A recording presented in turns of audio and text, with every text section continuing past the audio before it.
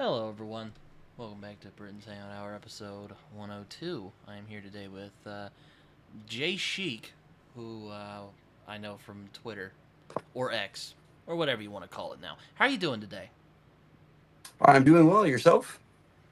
I'm doing pretty good. It's been a good day. I was off from Excellent. class today, so that was pretty nice. Oh yeah, that's got to feel good. Me too, actually. Wah. Yeah, you're also a professor, aren't you? Hmm? I am.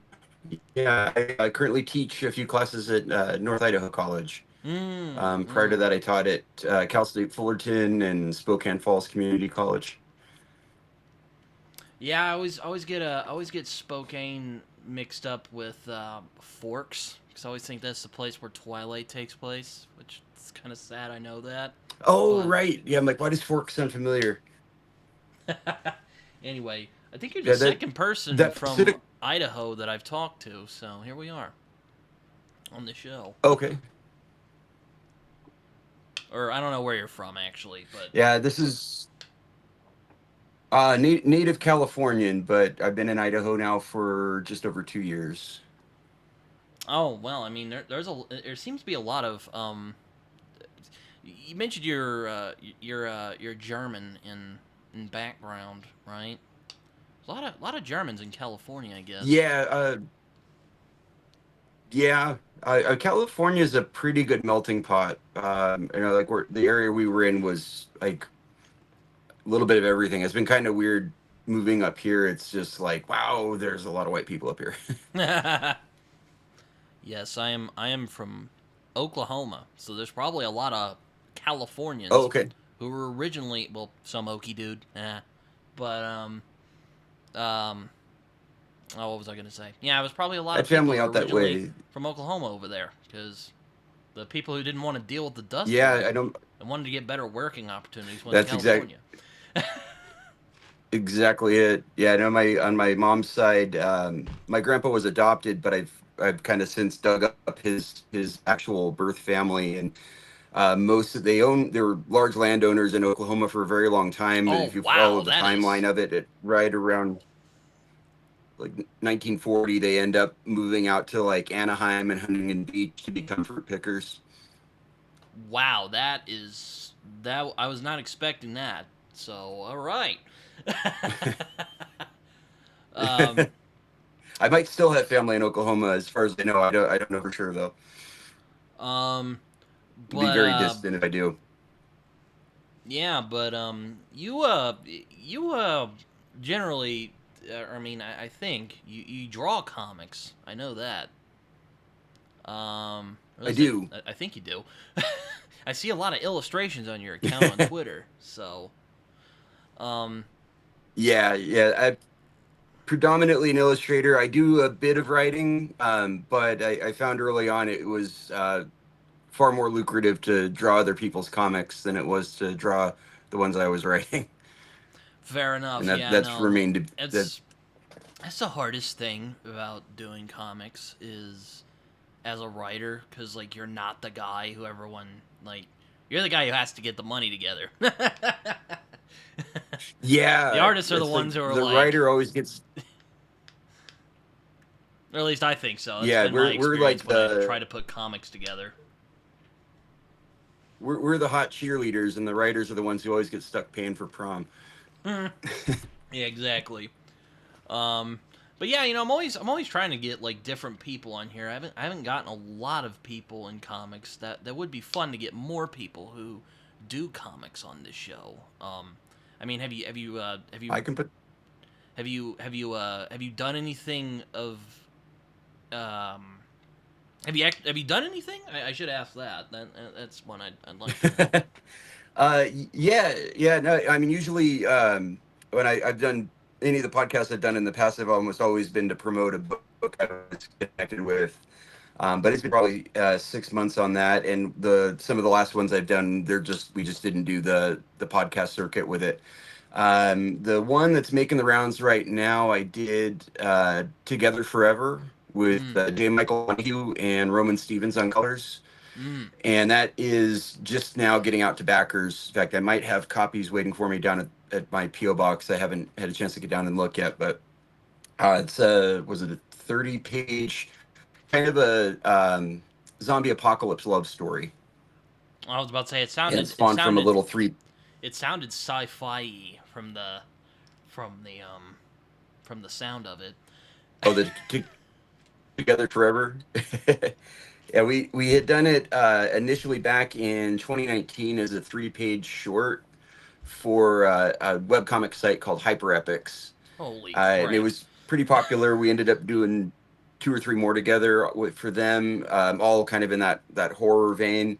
And then Joe hit me up. Oh, it's beginning late part of last year, early part of this year. Said, "Hey, you want to do this as a full on 30-page one shot?" And so I'm like, "Yeah, let's do it." And we cranked it out pretty fast. As far as book productions go, I have others that I'm just now finishing that I started a long time ago, and really kind of varies. When I get going, I can crank out pages pretty fast, but uh, sometimes there's these weird kind of, I'll call them like mental obstacles that can intervene. Uh, I mean, that's very cool. Yeah. I mean, that probably speaks a lot. I stopped writing comics because again, it cost a lot of money, and also I didn't I was Hmm. broke at the time, so I didn't really want to string any artists along. So yeah, I'm just kind of doing my own thing at the moment. But yeah, I'm always looking for. All right. But what's also neat is like I've done like book recommendations, and you'll like comment, you'll be like, oh yeah, I've read that, or or or something, which is always fun. Lifelong lover of books. What kind of stories do you like to write? Well, generally genres I enjoy, so science fiction, fantasy, crime. Uh, Okay, I haven't done a love lot me of some them crime. yet, but I've uh, I do whatever seems interesting at the time. I like to read widely, Mm, so um, I also read I can comics. identify with that. I also Oh read yeah, comics, which I know you do as well. Yeah, you mentioned you got yeah. like a special year one that they put out recently, and I was like, oh man, like that. Oh, it, it's enormous. I've been thinking about doing an unboxing video for it, but it is absolutely huge. Oh The my Batman Year One god. Artist Edition. It's gorgeous. I haven't. I've been slowly rereading it and just kind of like studying Maz's ink work. Like, okay, oh, that's a really novel way of doing ears. I'm gonna start copying that, and just like some of these, like that Batman diving out of the way of the Ooh. collapsing floor above, and like just his compositional uh, choices, and I mean his abilities with it are just magnificent. Yeah, let me Maz grab is my copy. My like copy probably my is favorite comic artist ever. it's probably not as impressive as yours, but this is my copy, and it's very well loved. Oh There it yes, is.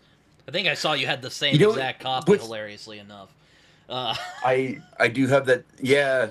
What's interesting though, in the introduction for this artist edition, Maz is kind of, or Mazzucchelli's talking about how um it, it's the edition you were never meant to see, and it's somewhat incomplete because he goes into how his wife Richmond Lewis did the colors for the book, because it was back in the old days of for the process. I would say, like, it wasn't dot matrix, but the screen printing process really limited the colors down to like 64.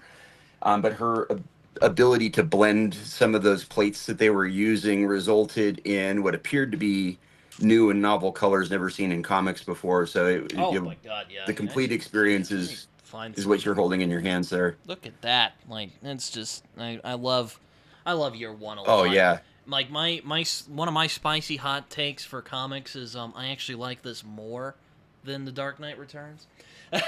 Oh yeah. No, me too. Oh, okay, good. Dark. I won't get Oh pushback yeah. this episode. It's so much more cohesive, and I mean it's ultimately almost believable. I mean, Like it.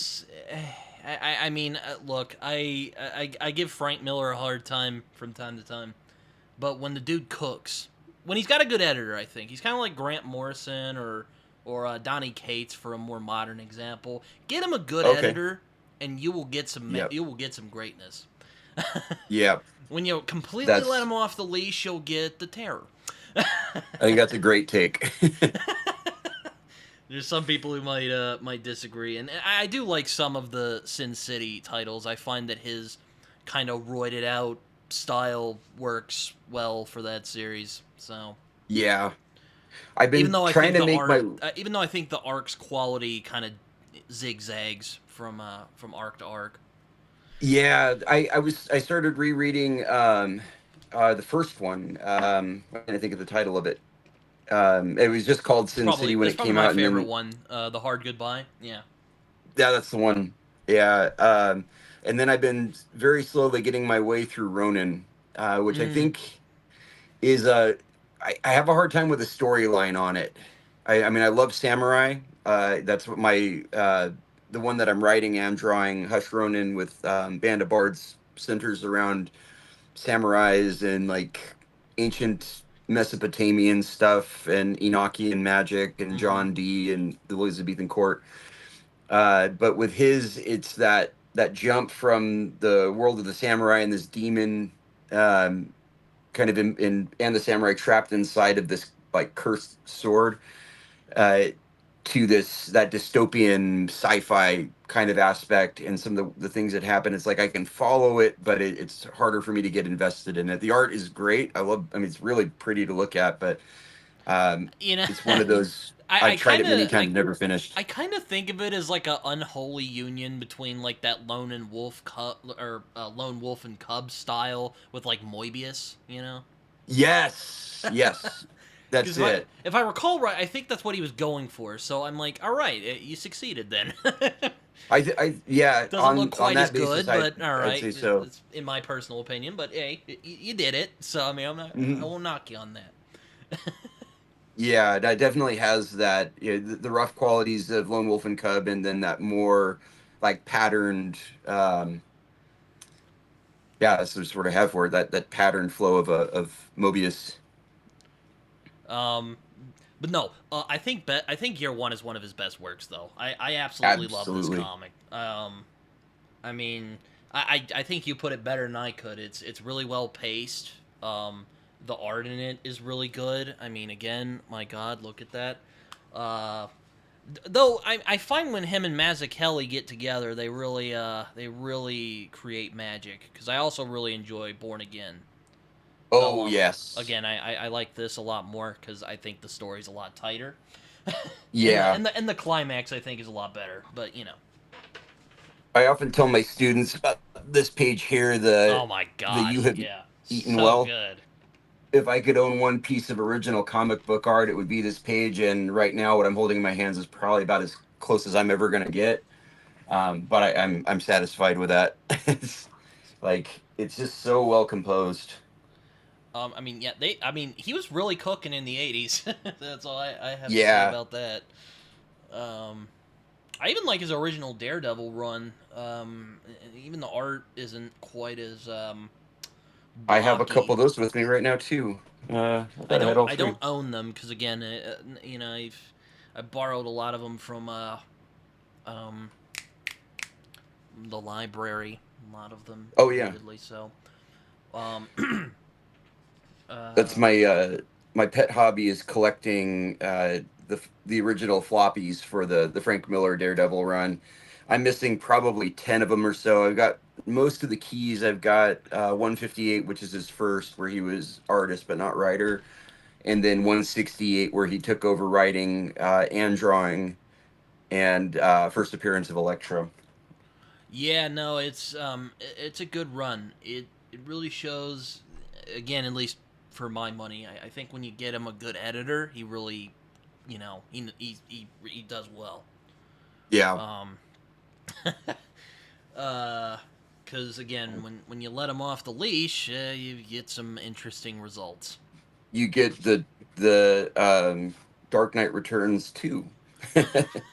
or my guilty pleasure comic of all time, All Star Batman and Robin the Boy Wonder.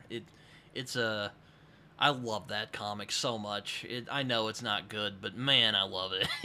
It's so great. Like, That oh, was a good. I mean, it was such a winning combo out of the gate because it's Miller and Jim Lee, and I was like, oh, I gotta grab this because I loved Hush, which was Jim Lee on Batman, and that was interesting because I was so used to him on X-Men from the '90s. That was my introduction to him, and he's got such a textured kind of style to how he draws, but everything's like as a quintessentially superhero. mm-hmm.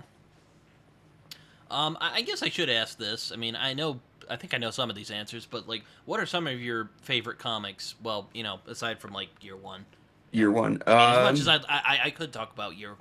I mean, hell, if I do a year one video, or if I do another one, because I did one a long time ago and I thought it was bad, so I got rid of it. Maybe I'll get you on for a year one Okay, episode.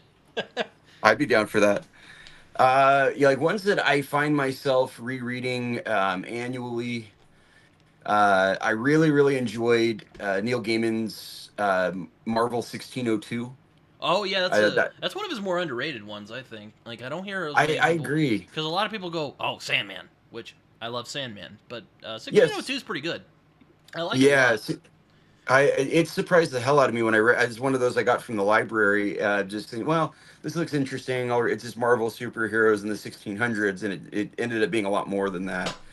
And how he uses the mythology, the existing mythology, and transplants it into that time. And I'm fascinated with Elizabethan England anyway, so I was kind of predestined to enjoy that. But yeah, 1602. The other one I reread pretty much annually is the entire. Uh, Let me think of his first name. Uh, Kirkman and Adelard's Walking Dead. Oh yeah, I re- that was actually the first indie comic I read, or well, indie, whatever you want to call it now. Creator-owned comic, I think, is a better term because indie's kind of become a different thing nowadays. it Um, seems like it. Yeah, but that was one of the first comics I read. I'm like, whoa, so it's not just superheroes you can do in comics. And I was like, man, yeah. I picked up on the series around 2009. I got as many of the collected editions as I could, and then I started buying the floppies at around issue 65 or so, and it kept me going through 100. And this is the thing about that series that gets me is when and I hope it's been too long for this to really be a spoiler. When Negan kills Glenn in issue 100, I very very quickly tapered off after that. I stopped reading it, oh just man, because that it bummed arc me is out. so good. Oh It man. is. And what ended up happening was like a year or two later, I came crawling back and I got some more collected editions so I could read through that. Was it Total War, whatever that name of that arc was? Uh huh. And it's really funny that by the end of the series, Negan is pretty much my favorite character. I know. It's like God. I'm like, man, that's such a great part because, like, it's because like people are like, oh, it went on for too long, yada yada. Shut up. Negan's Yeah. awesome. Now I'll Oh, I thought it admit, was awesome, after amazing. Negan, it kind of fell off from there. But I was like, man, Negan was great. Yeah. The Whisperers are really creepy the first time around. I'm like, oh my God, are the zombies evolving? Can they actually talk? Like, what is this?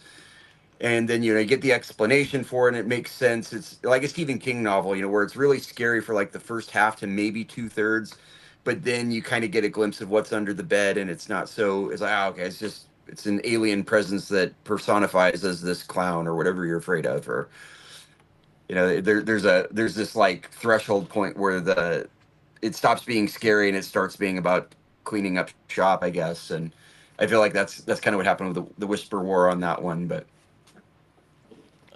Yeah, yeah. It's unfortunate. I have a lot of fondness for the Walking Dead comics. I actually have Invincible back there because I'm a big Invincible fan. that's another. I have the first compendium. That's another one, almost like Ronin. Like I'll get into it. I've just had a very very hard time getting through it. One of these days, I'm gonna force myself because it's Kirkman. Like I enjoy what he does. I liked. I finished his. Why can't I think of the name of it? Um, It's another. It was only one compendium. It'll come to me anyway. The one about the guy fighting apparently demon possessed people. Oh yes, that's where I discovered Paul Ezekata. That's a Outcast. Oh That's a yes, fantastic. I that's the love. one. That's where I discovered Paul Ezekata. He's a fantastic artist. I wish he did more stuff. Oh, he's wonderful. That's just so like, and for that book in particular, he nails it. Some of those like transitions from people being normal to their like letting the mask drop, and you can see that kind of possession showing on their faces. It's really really well done. Um, yeah, he has a good eye for artists. I think Kirkman does. Yeah, yeah. Reading interviews with him, he said that it's not like he's like trying to find the most famous person out there. He'll have a story idea. He'll look around. He'll see an artist that he likes, and then just see how it goes. Yeah, I mean, I read his fire or I read the first trade of his Firepower series he did with Oh Chris yeah, Samney. I like Samney's artwork. I know he's well loved for the Daredevil arc he did. I'm not another kind of spicy take. I'm not a big fan of that run, but I do like his artwork though. have you read by any chance his Black Widow run? Oh, I have not. Maybe I will because I do like Mark Oh, Wade. I think Kingdom Come's a fantastic comic, though. the I bought the first issue of this in floppy just to have it because it is a master class in directing viewer attention through action scenes. I read this at least once a year. Also, it's definitely on the list of favorites. It's a good story. I think I like it more than Firepower on the whole. 'Cause Firepower's it's really fun, and I've read almost all of it. I've only read This the first one, volume, so I mean, I thought it was fun, but I don't know if I'd call it one of like Kirkman. Like, oh man, Kirkman's really killing it with this one. You know. yeah, it feels like it's hinting at some depth. I enjoy it, but it's most of it is for Samney's artwork. Mm. Uh, and I've borrowed things from him since, and some of the work I've done. Like when he goes into big action scenes, he starts to use a lot of like diagonally framed panels. Not always. Like here's a fight done in like oh, if I can frame with my camera here, like a 12 or 16 panel grid kind of style, Oh yeah, I can see all that. all right That looks angles. really good. It the first like this is a comic. The first issue you could probably read in under 5 minutes because there's almost no dialogue. It's just pure action, and just I mean, I fantastically done. generally like more. I guess you could call it kind of like cartoon like art. I mean, you know, I have year one here, and I absolutely adore the art in year one. I mean, I kind of like that. You know, very. I don't really know how to describe it. It's kind of This is it's cartoon fairly like. realistic with Mazzucchelli. I think Jorge Fornes is probably the closest like working artist right now that I think hits that Mazzucchelli kind of level. So maybe Sean and Jacob Phillips also I was about to say, yeah, with I'm like, I like you know Sean Phillips and you know Mobius. Though Mobius, I think is a different animal entirely. Uh, oh who yeah, else? Paul Ezekata, you know, some of the guys I mentioned earlier. There's yeah. probably some more I'll You think ever of get, later. you ever read any Darwin Cook? I have read the first Parker adaptation he did, and DC: The New Okay. Frontier, which is great. I actually have that at Oh, work. New Frontiers. I just finished reading that to my 8 year old recently, Oh, it's so good, isn't and it? It's a oh fantastic my comic. god, like, and this is what McCarthyism is, son. I'll be like, oh man, like that. I mean, I don't know if you teach, or I hope you teach comics to your students, but like, man, that would be one I try to. that would be I do one I'd beginning. teach if I did a comic class. I'd be like, look at Oh, that, and like, absolutely. look at this greatness, you know. He's another one where like every panel he does, like he's got that tiered the 3 panel like kind of cinematic widescreen kind of shots. I'm thinking a New Frontier more specifically. He does it some with Parker. They feel like storyboards almost for like an animated film. Mm-hmm. or Parker does. But the New Frontier, every single panel, he just does this amazing job of just using everything in the frame to direct your attention through it. It's phenomenally. It amazes me that one person did all that. Yeah, no, I mean, I also read his Batman Ego, but I wasn't quite as impressed, though the art in it was great. Yeah, his Catwoman stuff's pretty good too. Oh yeah, I read If you his haven't read it, in the collection. I had a Catwoman. I don't know if it was the one he wrote or if it was the one he and Brubaker did, but I I think remember liking it. it was him and Brubaker. I like when it comes to writing crime, Brubaker's about as good as it gets. So like Hmm. you get to that combo of Brubaker and Darwin Cook, like that's a smoking combo. Like I also like I mean I know he's not like everyone's favorite person at the moment, but I also like Jason Latour's style, like especially Okay. in Southern Bastards. I really like that series. When's it coming back? I have no idea, but Yeah, I I was really actually love it. Really going through love my it. books earlier, and I'm like, oh, I forgot I have all 3 volumes of that. I need to reread that at some point. I know there's just so many so many comics to so much to read. But Oh yeah. speaking of Mazzucchelli, I would love to read his that weird indie book he did. What's it called? Like Astros Polyp, I think. I keep getting recommended to read it, and I haven't. Let me look it up real quick. Looks a lot different from his style in like year one, so I don't know how I'll react to it, but I hopefully I'll like it. I love Mazzucchelli a lot. I mean, it's Oh just yeah. I'll check out anything he does, yeah, for sure.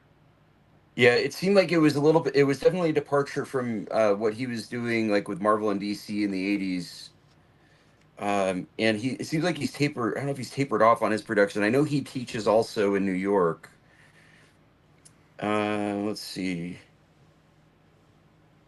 There's League of Comic Book Geeks. Let's see what they've got on him here. Yeah, I'm not seeing a bibliography of him. That's what I'll do. Anyway, I don't want to hold everything up, but Oh no, it's let me get my let me see if I can get some. Oh, my shelf. I love it. Oh no. Wikipedia's probably got the dirt. Oh yeah, there we go. Yeah, Asterios polyp. Here's my new Frontier book. I got the omnibus edition, so because Oh, nice. I didn't wanna mess with the 2 volumes or whatever they had for it. Mm, I generally don't do omnibuses, but they're growing on me. I find they're quite useful, at least in comics. That is, if it's a long running series. Oh man. yeah, Um, I some books I don't mind about like my Walking Dead compendiums like they look very well. They look like discarded library books. The spines are all broken and like stains on the pages from drinking coffee or eating pizza near them and yeah, just it's really good artwork. Oh man, one of the most sad scenes in that book. oh Uh, god, the John Henry stuff. yeah, brutal. Yeah, that that that the first time I read that, and he's that little girl, he's begging her for help, and she just betrays him with a single terrible word. Like, oh man, I know it's so sad. Like, oh my god. yeah, I don't know when for me, like when like it's kids doing really disturbing things, it's like even more. It's worse. At least for me it is. yeah, I'm sure it is for other people too, but it's like, oh yeah. my god. I don't like manipulation or violence towards kids. I remember watching the It Part One, Oh yeah, the more yeah. recent that opening scene with Georgie Denbrow and just when his arm's been ripped off and Or he's oh, my first son or my first child, my son was maybe look at that. 6 months old when I watched it, and I was with a friend who was visiting us, and if it had just been me, I would have turned it off right there. But yeah, that scene like had messed me up for weeks. Oh, well, here's a less heavy moment that I like. It's Batman and Superman fighting it out. Oh yeah. uh, There's a lot of great images in this. Man, Darwin Some Cook of taken those too soon. the early ones with the losers coming to the island, especially when is it Cloud John Cloud is coming around the rocks, and he's remembering that the guy was saying, "Oh, I set some booby traps out Mm-hmm. there," and he trips one of the grenade wires and blows himself up, and he's like leaning against the rock, and you just see his shadow spreading down and onto the rock face. It's just um, where he's positioned is like the contrasting point, and all the directionals in that it's a simple panel, but it's one of those I'm like, oh, that's so beautifully seen.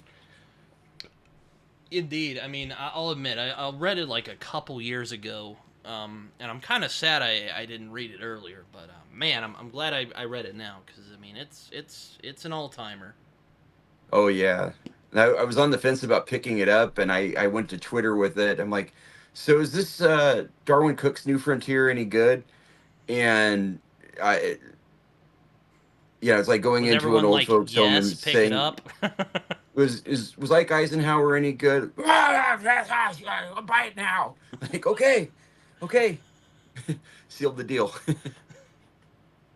I'm like, oh man, it's yeah, no, it's really good. And I mean, man, Darwin Cook, taken too soon. Like I remember Oh when yeah, that I remember I put this down and I was like, dang, I was sad after it was over. I was like, man, oh, I would have loved yeah. to see what else this guy would have done. But oh I well. can't. Cancer's the worst. I just my childhood best friend just passed away at the beginning of July from two forms of terminal cancer, and it's just I'm really sorry, man. That's oh, thank you. Yeah, it'd been years since I'd seen him, and he was trying to reconnect with everybody. He was really kind of going through a lot of steps to make sure he didn't have any unfinished business in his life before he passed, and part of that was reconnecting with me. And I wish I'd gotten to see him in person. As just travel back and forth to California is prohibitively expensive right now, and I've heard yeah, California's it was. expensive in general. Yeah, it is. I just got back from there on another visit that we'd been planning for some time, and yeah, it Seriously though, really, gas. really sorry about that. You know, I had a close friend who passed some years ago. It's not easy. Though I No, mean, I'm sorry to hear that. Also, though I mean, cancer I guess is well, I won't compare or contrast. Yeah. yeah, no, Cancer it sucks. just sucks. Yeah, I've known people who have died from it. It is a nasty disease. yeah, Um, yeah. It's a taker.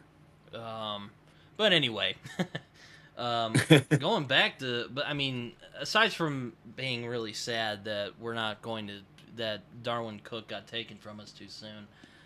Yeah, I'm glad I did read New Frontier when I did. It's really it's a magical comic. I think it it's is. one of those Yeah, comics where I I'm like, when you're kind of like, man, you're kind of feeling like, why do I like superheroes? this is why. This is why. Yeah, exactly. I think it's a great jumping on point too for anybody interested in Justice League characters. Rather than having to track down a collection of old Superman or all the individual titles, he's done a really good job of reimagining their origin stories into this kind of synthesized and unified story. So I mean, you can go anywhere from there.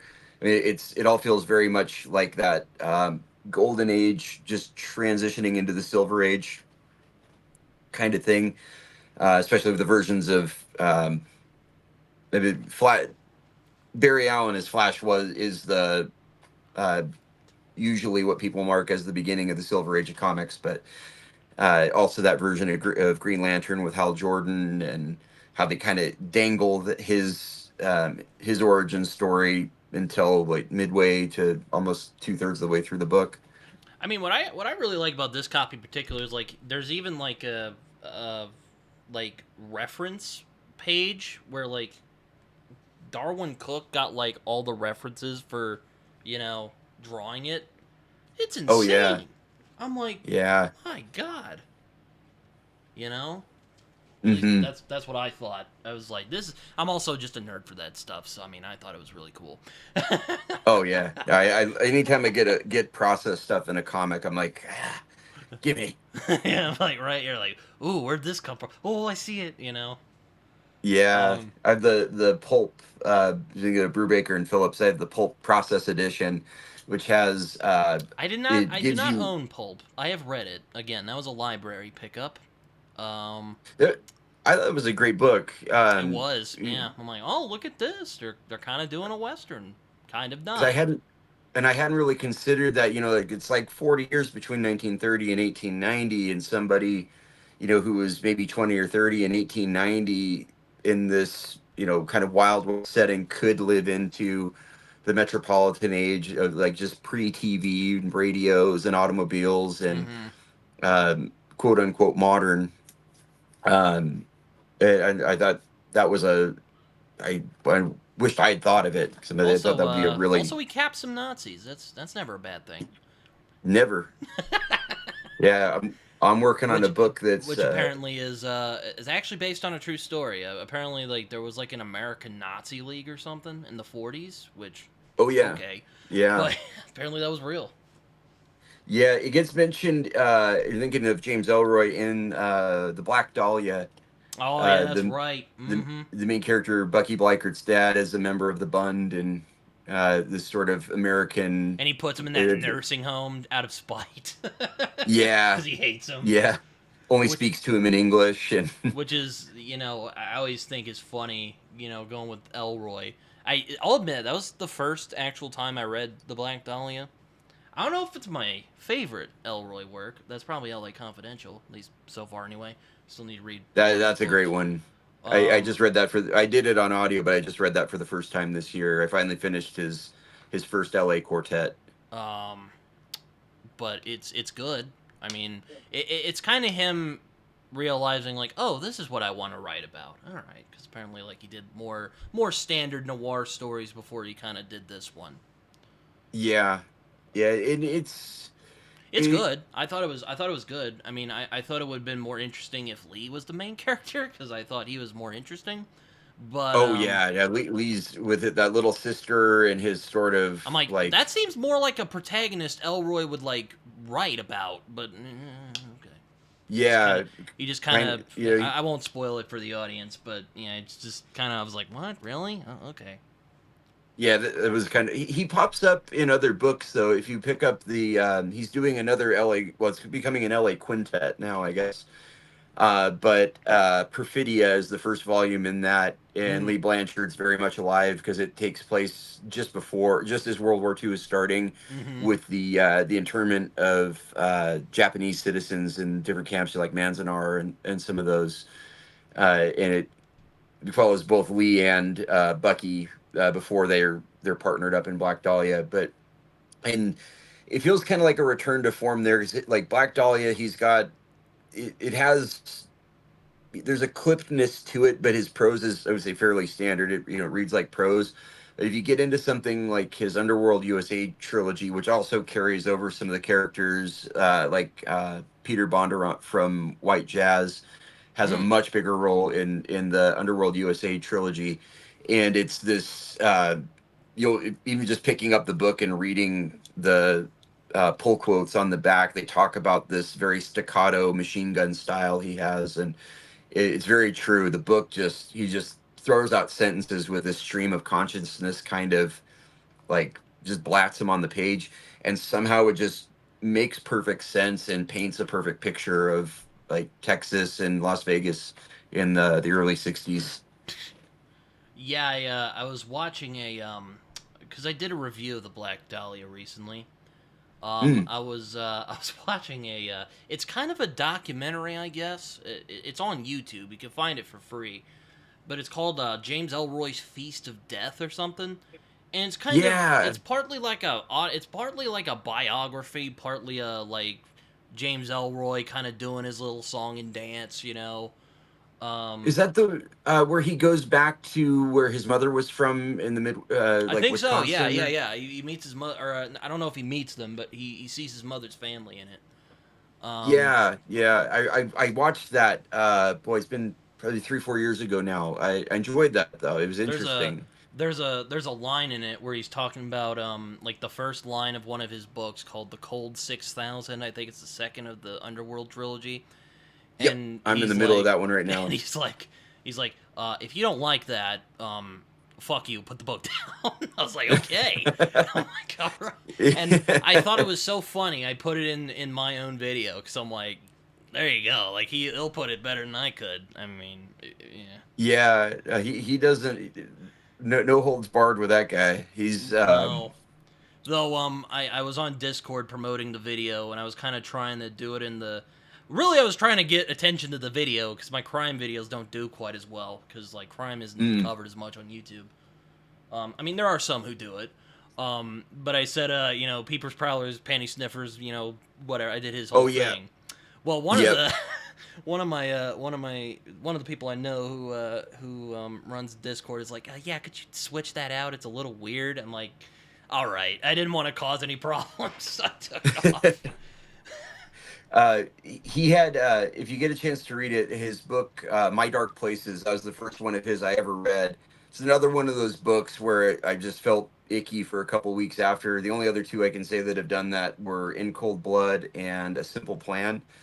But he talks in great detail about what he remembers from his childhood of his mother's murder and going to live with his father and everything that followed. But in the years that followed that, his like foray into drugs and alcohol, and he was all over LA breaking into people's houses while they were gone. And he would do that. He'd get into their dressers and sniff panties. That's why, And you know, that doesn't shock me. I mean, I have read a little bit about his backstory, and I'm like, you know, maybe that's I'm why glad he he turned writes it about these around. just sick, warped individuals so well, because he kind of has that himself, or at least I think so. Oh yeah, no, there's some miscrossed wires in there. You know, he's just oh man, he's something else. I mean, I'll admit, I think you know, I think I like Lahane a lot more. I think he's more consistent, but man, it's Mhm. I really like just you know I've talked about it a lot on Twitter because we've talked a little bit about it, but I like dude just doesn't care. He's like, if you don't like it, too bad. This is how it Yep. is, or well, this is how I see things. I don't know if he's trying to you know. Yeah, in interviews he said he's just rewriting kind of mid-century 20 or American history to his own specifications. Mm-hmm. And I think it's people coming Basically around to history in his this. own unholy image. Yeah, some of it though, I wonder how close he comes to the mark because he's inserting fictional characters in with actual people. Mm. And American Tabloid in particular, it literally ends at the moment of JFK's assassination. Like the book ends right there. Uh, but it's with all the stuff going on politically now with RFK and JFK's assassination coming back out of the woodwork. They were going to release documents related to it. Then they redacted that or they retracted that. And um, there's been this, I would say, like a de facto underlying public opinion that, yeah, maybe Oswald didn't do it. Maybe it really was the CIA. And that book in particular outlines in a very, very believable way how the American Italian mafia and the CIA colluded to kill the president. It's I do I want was to read like, American Tabloid. I mean, Elroy's kind of hard because I mean I started with L.A. Confidential because I watched the movie a while back and I'm like, man, that's a good movie. And then I read the it book. really is. I'm like, wow, it's a miracle that movie got made because I'll admit he does kind of go all over the place in that book. It's a great book, Oh, but it's you know, wild. it It requires seems some patience. unfilmable when you're reading it Or at just because least do there's it as like a mini so. series, you know? Yes.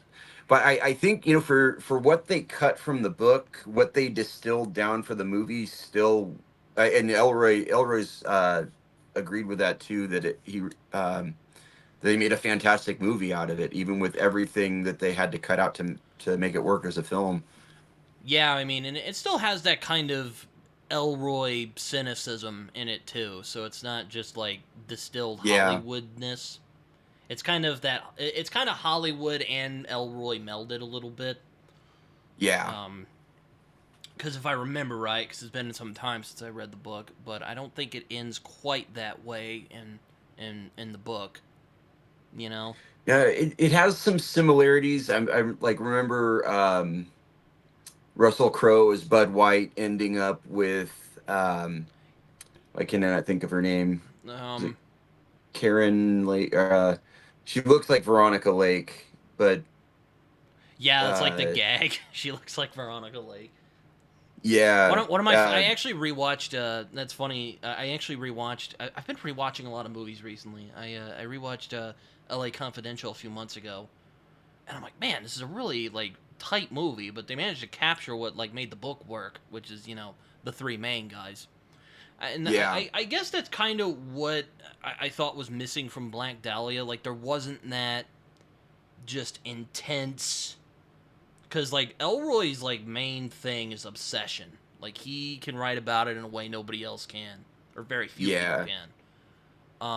And in the book, I remember there was like that just feverish need that like Exley and Bud White and the other characters had to just do whatever they needed to do to take down, do what they, whether it's take yeah, down their target or solve the case or, find some absolution for themselves. Um, yeah. And when you find out, Dudley Smith is kind of at the core of all of this evil, and it really um, builds him up. He doesn't pop up in Black Dahlia, but he does in the sequel, or let's say the sequel. It, the it follow up. doesn't follow any of the same characters at all. But Also, the Russ big, Milliard is in it. I forgot that in the book anyway, and I'm like, oh man, that sucked. What happened to Russ? He was the only like yeah, nice guy in the in there's the in the thing. there's this other character, Buzz Meeks, who kind of sets things off in the Big Nowhere, which was Yeah, that was an interesting book. It feels very ancillary to everything else, but it tees things up for LA Confidential. What leads up to, the Night Owl and all of this crime racket that Dudley has going on, and then when you get to White Jazz, like Exley has been chief of detectives for a while, and he's jaded, and he's in that loveless marriage with why can't I think of her name from L.A. Confidential. She doesn't make it into the movie, but or at least if she does, it's uh, yeah. Like I guess what like I think what's interesting about L.A. Confidential is like that contrast. Like Exley is this on the one hand, or well, did you ever see The Shield? Have you ever seen The Shield? I'm familiar with it. I haven't watched it. Oh, well, like there's a character in it called Aceveda. He's like he's the chief in the first couple seasons. I kind of think Okay. him and Exley are very spiritually related because, like, on the one hand, Exley has this deep driving ambition to be like, he's a political animal, as Dudley says. Okay. Um, but at the same time, he has this just very intense, uncompromising sense of justice, and those two things clash, and I think that's what makes Exley an interesting character. I didn't really Yeah. get that in like Bucky's case. Like Bucky just seemed more like a more traditional noir protagonist, which isn't a bad thing, but I've seen what Elroy is capable of doing.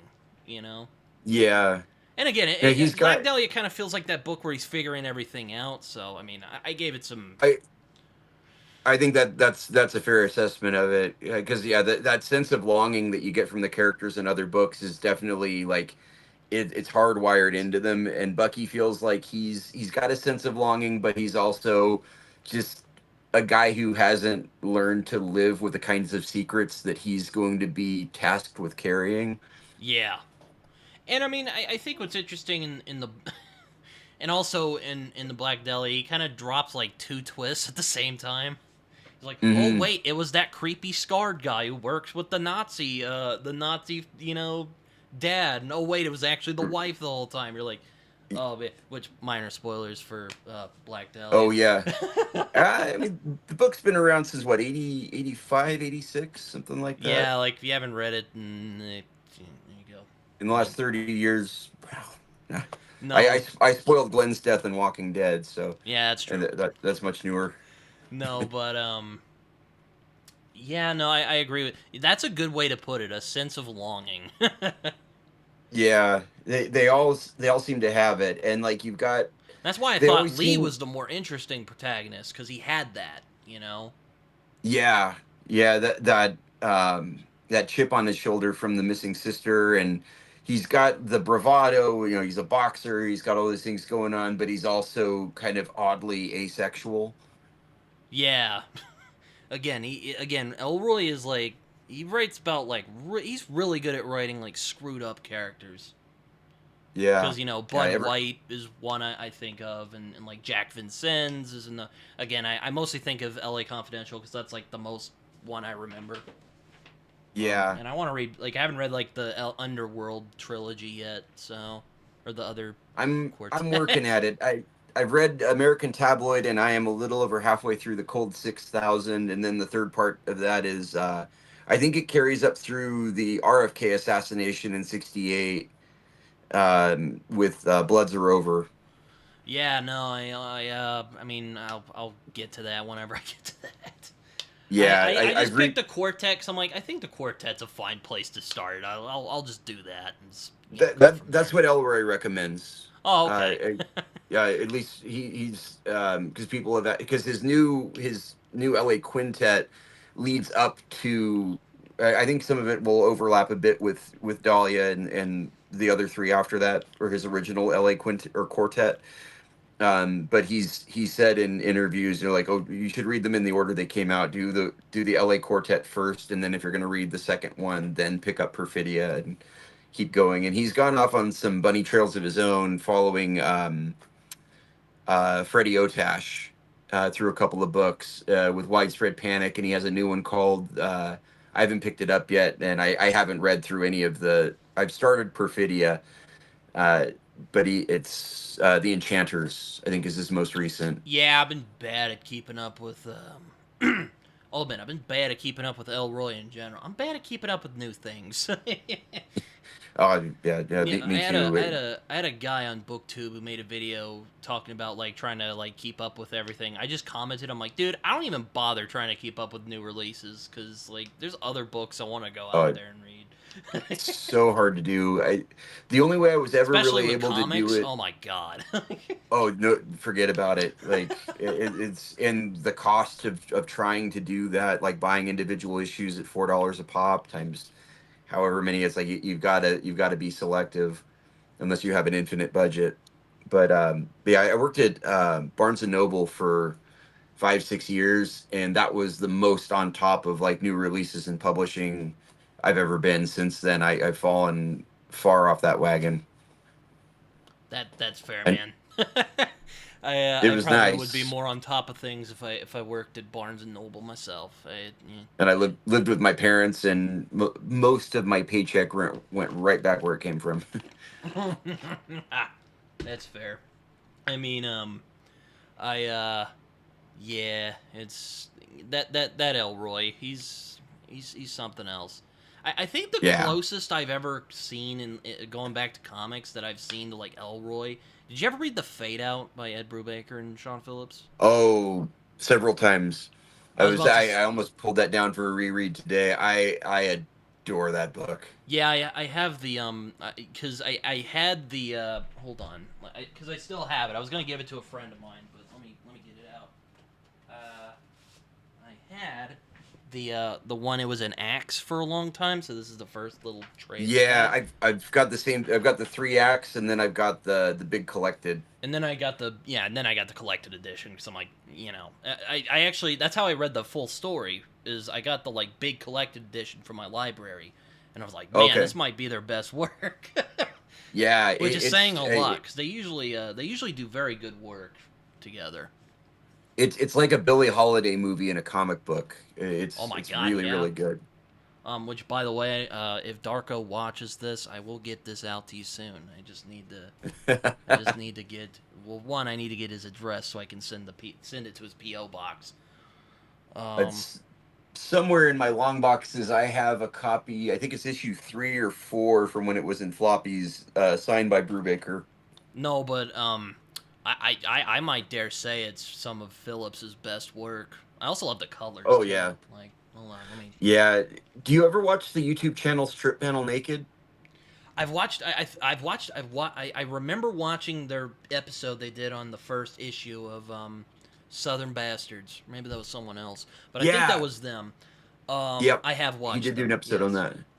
A friend of mine, do a shout out to Harrison Stewart if he's listening. One of the first people I met when I started, say, going pro in comics, and still a very good friend. He's one of my editors on Hush Ronin. I've got a couple of Like, people who read through the look script at and this. Sorry, I don't mean to oh interrupt yeah, your no, thoughts, you're but good. like, look at that. Oh my god. Like, Oh there's one yeah, later where like Charlie is smoking and it's like all hazy. I love it. It's like one of the best panels in that in that the book. there was a Strip Panel Naked episode where he breaks down the scene where and I'm sure it's Charlie after he's killed or his best friend who has been blacklisted Uh huh. for communist sympathies or however, and keeps like shooting his mouth off in front of the wrong people and getting increasingly drunk and starting fights in the wrong places. He's got his body in the car, and Oh yeah. he's just bunked over at this house in the valley. Um, just how like how that's visually broken down with the colors and just this like claustrophobia that kind of sets in that he's in deep shit now.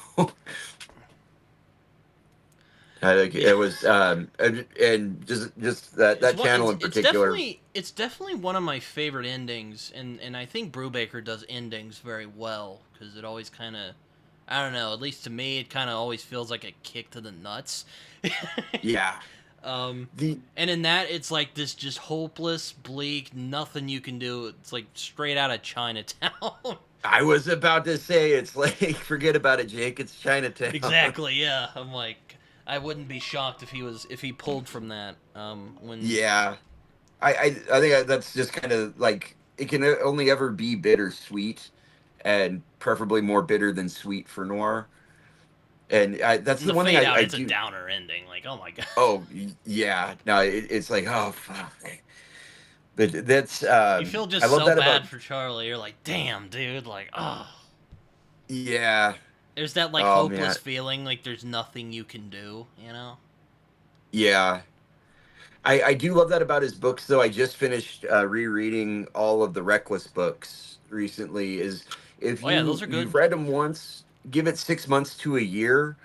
I always forget how they end, or like huge snippets of the story for whatever reason. I can't. It doesn't stick completely, so it makes them rereadable in a way a lot of stuff isn't for me, which I enjoy. It's like, oh, I can start to remember, like, oh wait, yeah, now I remember this happens, and maybe it's an object permanence thing or whatever. But like I reread Criminal every couple of years, and every time like I forget about things, so it's almost like getting to read it again for the first time.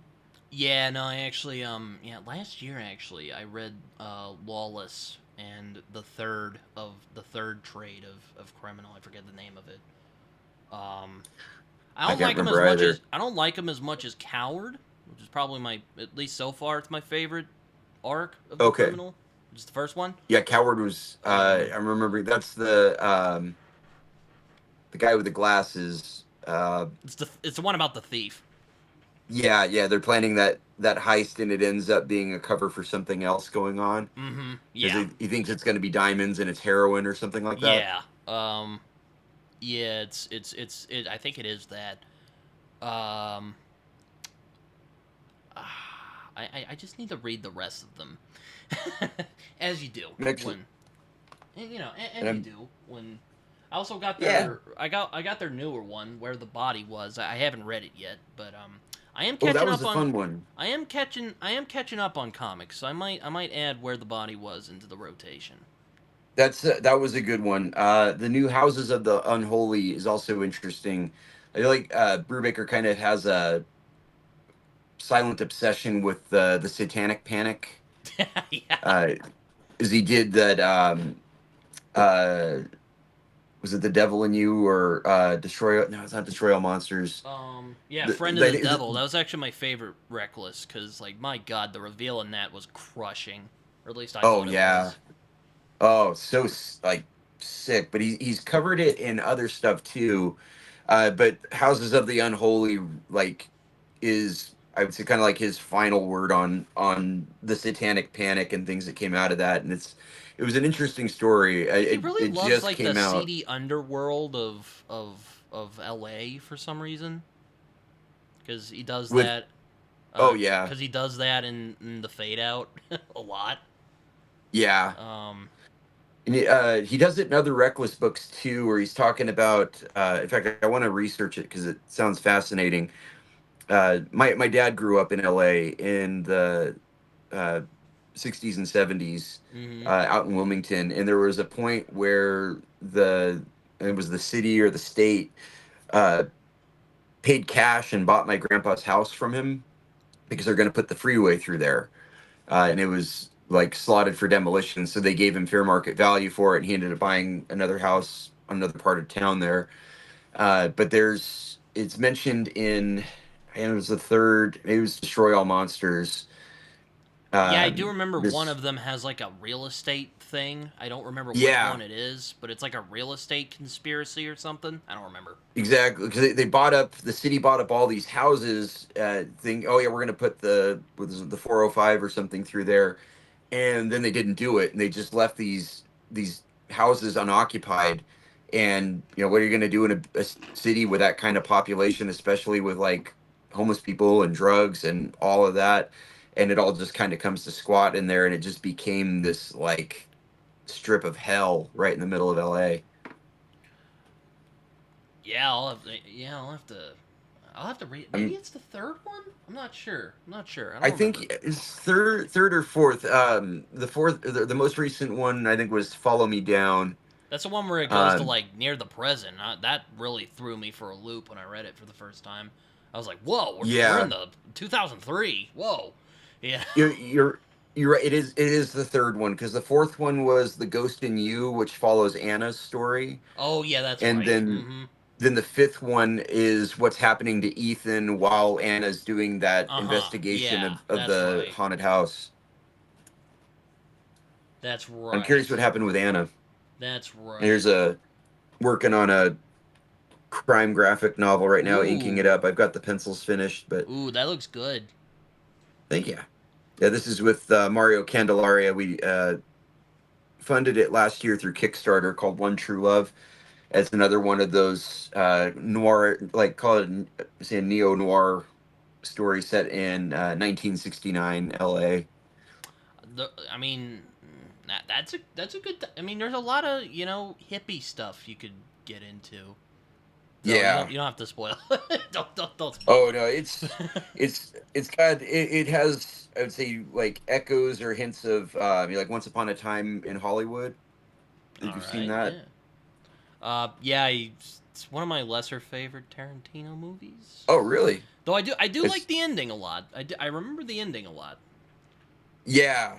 That part I absolutely love, but I think it's, I mean, and if not your favorite, not your favorite. It's of the ones I've seen, which is most of them. I haven't watched any like Grindhouse, but I think overall, for rewatchability anyway, it's been my favorite Tarantino. That's My wife and fair. I both love that one. If the kids go to sleep early, we throw it on for background noise sometimes. No, well, maybe I'll need to watch it again. But I remember watching it. I was like, yeah, this is fun. It's good. Man doesn't make bad movies, at least in my opinion. He doesn't make bad Yeah, movies, so I didn't think yeah. it was Somebody was, bad. I was just kind of like, I don't know. I didn't know if I got it personally. I'll admit that up front. yeah. I don't know. No, I don't share his sense of nostalgia for the '60s and '70s. oh, okay, that's all right.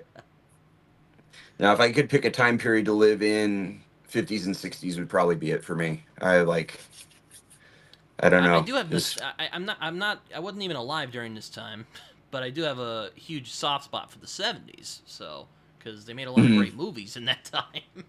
they did.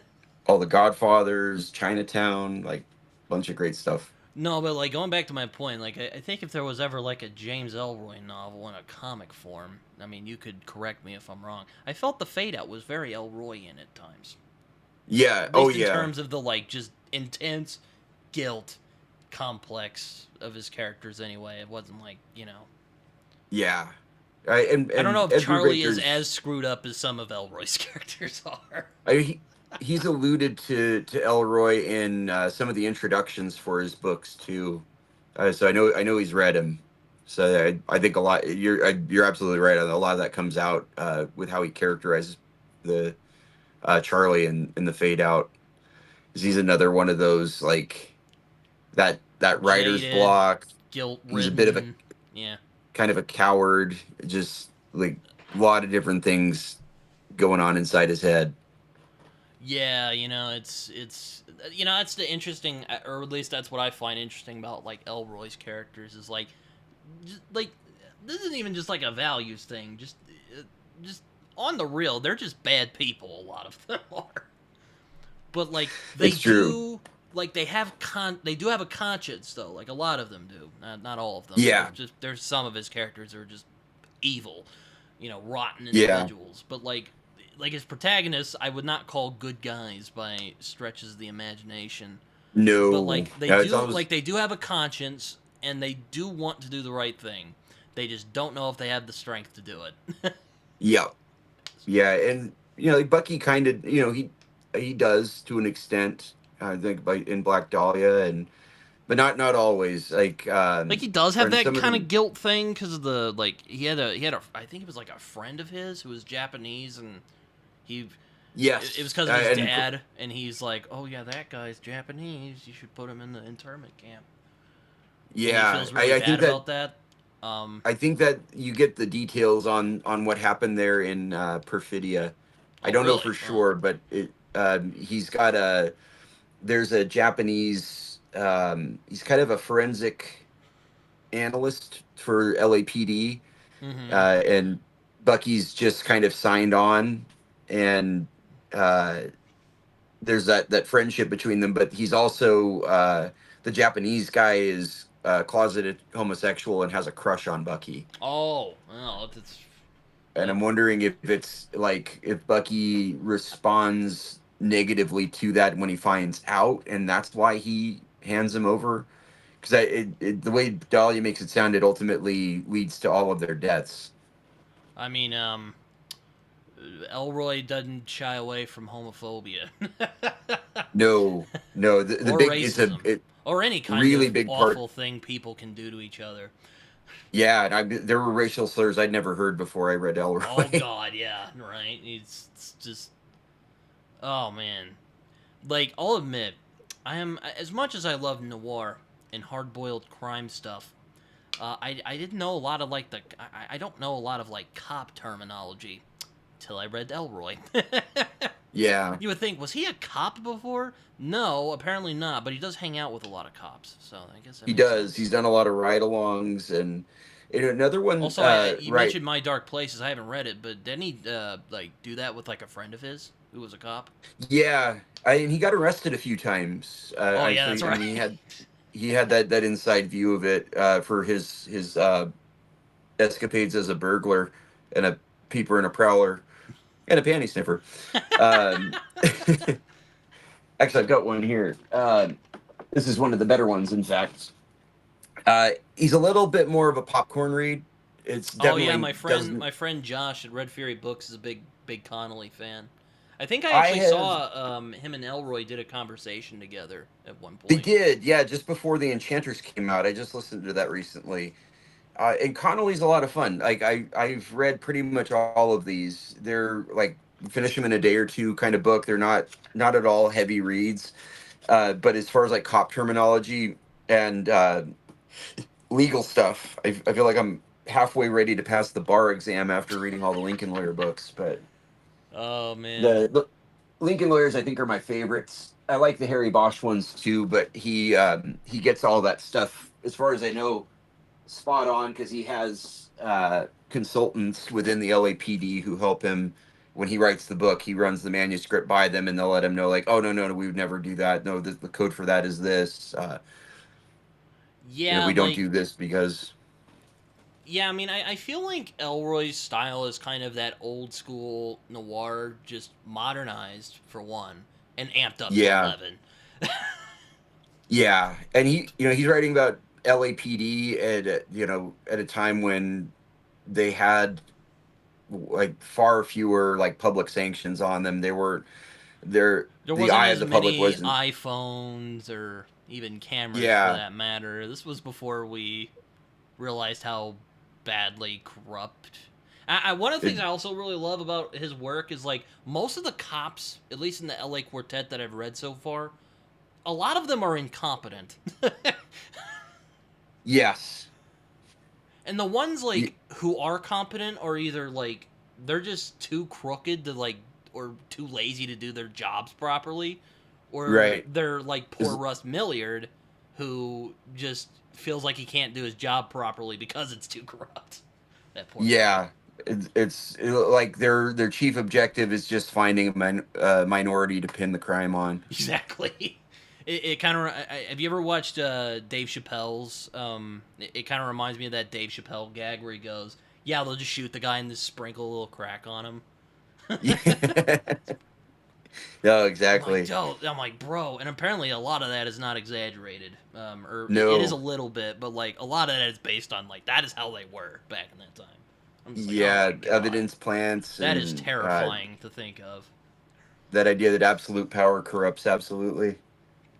Um, and like the ones who like, or I guess Bucky also struggles with this, because he's also like trying to do his job, and like they just won't let him.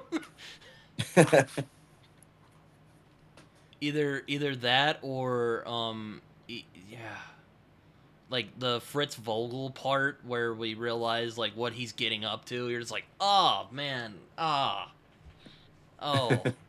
why? Oh yeah. Yeah, there's it's I'm like, some of it's profoundly sick.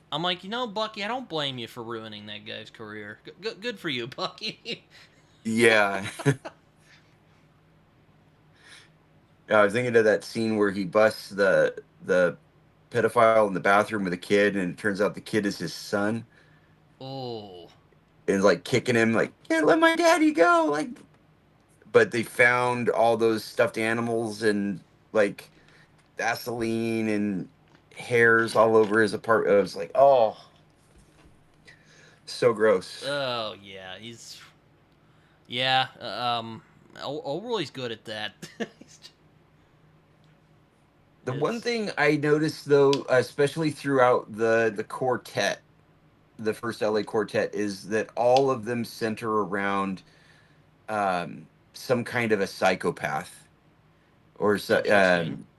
because you've got I won't say who, but the killer in the Black Dahlia and who that Hmm. turns out to be, and like psychological profile on them is gonna be all over the map. And then it's kind of the same thing. The Big Nowhere opens up with them finding a body that has just been horribly mutilated by some unknown killer. L.A. Confidential has it too, with the um, what's it? Dream of Dreamland. The Night Owl, his or is his it? Disney composite, Isn't and it the Night Owl his murders, sons. if I remember right? I think that, Yeah. or am I thinking of the movie? Well, the Night Owl murders are part of it in the book, but there's another guy in the books who's kind of at the core of. Oh man, there's just so much that happens in that book. I'm trying to think of his name now. Yeah, Uh, he's an epic writer, as people sometimes say. So there's a lot of but he characters and side characters and all that fun stuff. and then he has another kind of paranoid schizophrenic killer in White Jazz, which kind of leads to He really the loves final his downfall. his just crazy psychotic murders. Yeah, it just I don't say that it feels formulaic, but like okay, It's a every recurring theme, we'll say. yes, yeah, absolutely. It doesn't do it so much in the Underworld USA trilogy, where it's Oh, but I definitely imagine they very. get up to a lot of crazy shenanigans in that one.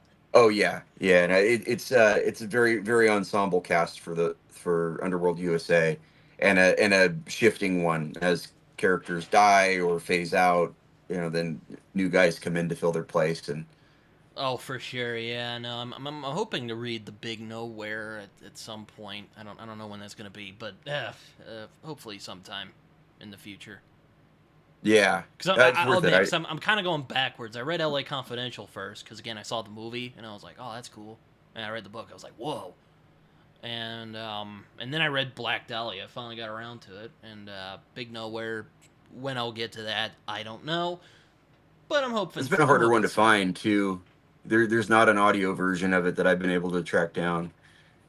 So I had a really old paperback that was falling apart in my hands, I but did see they did a they called it a podcast, but I just prefer calling it like an audio drama of American Tabloid recently. So oh, okay, or not too long ago. So I mean, I'm like, that'd be oh, interesting. I mean, I haven't read American Tabloid yet, but you know, we'll see how that goes. That that's a good intro to his that staccato style. It was that was a fun read. Um, yeah, he's yeah. Elroy's another animal. I mean, I should ask. I mean, I think we talked about this when I talked about Mystic River. But have you read Dennis Lehane? Yeah, I've read a few. I've read Drink Before the War. I've read um, Mystic River a couple times and Shutter Island. I Okay, have a yeah. bunch of others. I just haven't gotten to them yet. Oh, okay, so all right, so you're reasonably familiar. I mean, I like Dennis Lehane a lot because, well, one, I think I think he's very consistent for one thing. Yeah, The only book I've heard of that's like bad per se is like Since We Fell. I haven't read Since We Fell yet, so I don't know I about haven't that either. one. I have that one, I believe. I got I watched the film version of The Drop. That was really good. Oh, that's fantastic. Yeah, that's where I was first introduced to his work. Was that movie? Oh, okay. Because I'm a fan of James Gandolfini. God rest his soul. Yeah. Um, My uh, first was Shutter Island when that first came out back in 2003. I had the hardcover and the abridged audio, which was the yeah, pits. But I think I saw David Strathern did a. Or that's his name, I think. He was. yeah, Strathairn. Yeah. Yeah, He was the like CIA dude in the Bourne Ultimatum. the Bourne movies. Um, Yeah. That um Jesus Christ. That's Jason Bourne. that's where that meme comes from. Uh, um, Yeah. yeah, no, he's apparently he did an audiobook of Shutter Island. I'm like, oh, I might need to listen to that. I love that dude's He did voice. that. That's the one I had.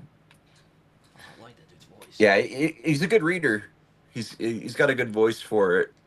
Apparently, he also It did worked for Mystic that one River. too in I'm like, particular. ooh, yeah. I Um, haven't done the audio on that one, but I've got a first edition somewhere. yeah, no, but yeah, it's interesting. I think when like Mystic River, I don't think of it just as like a great crime novel. It's also a tragedy, really. Oh, Um, big time.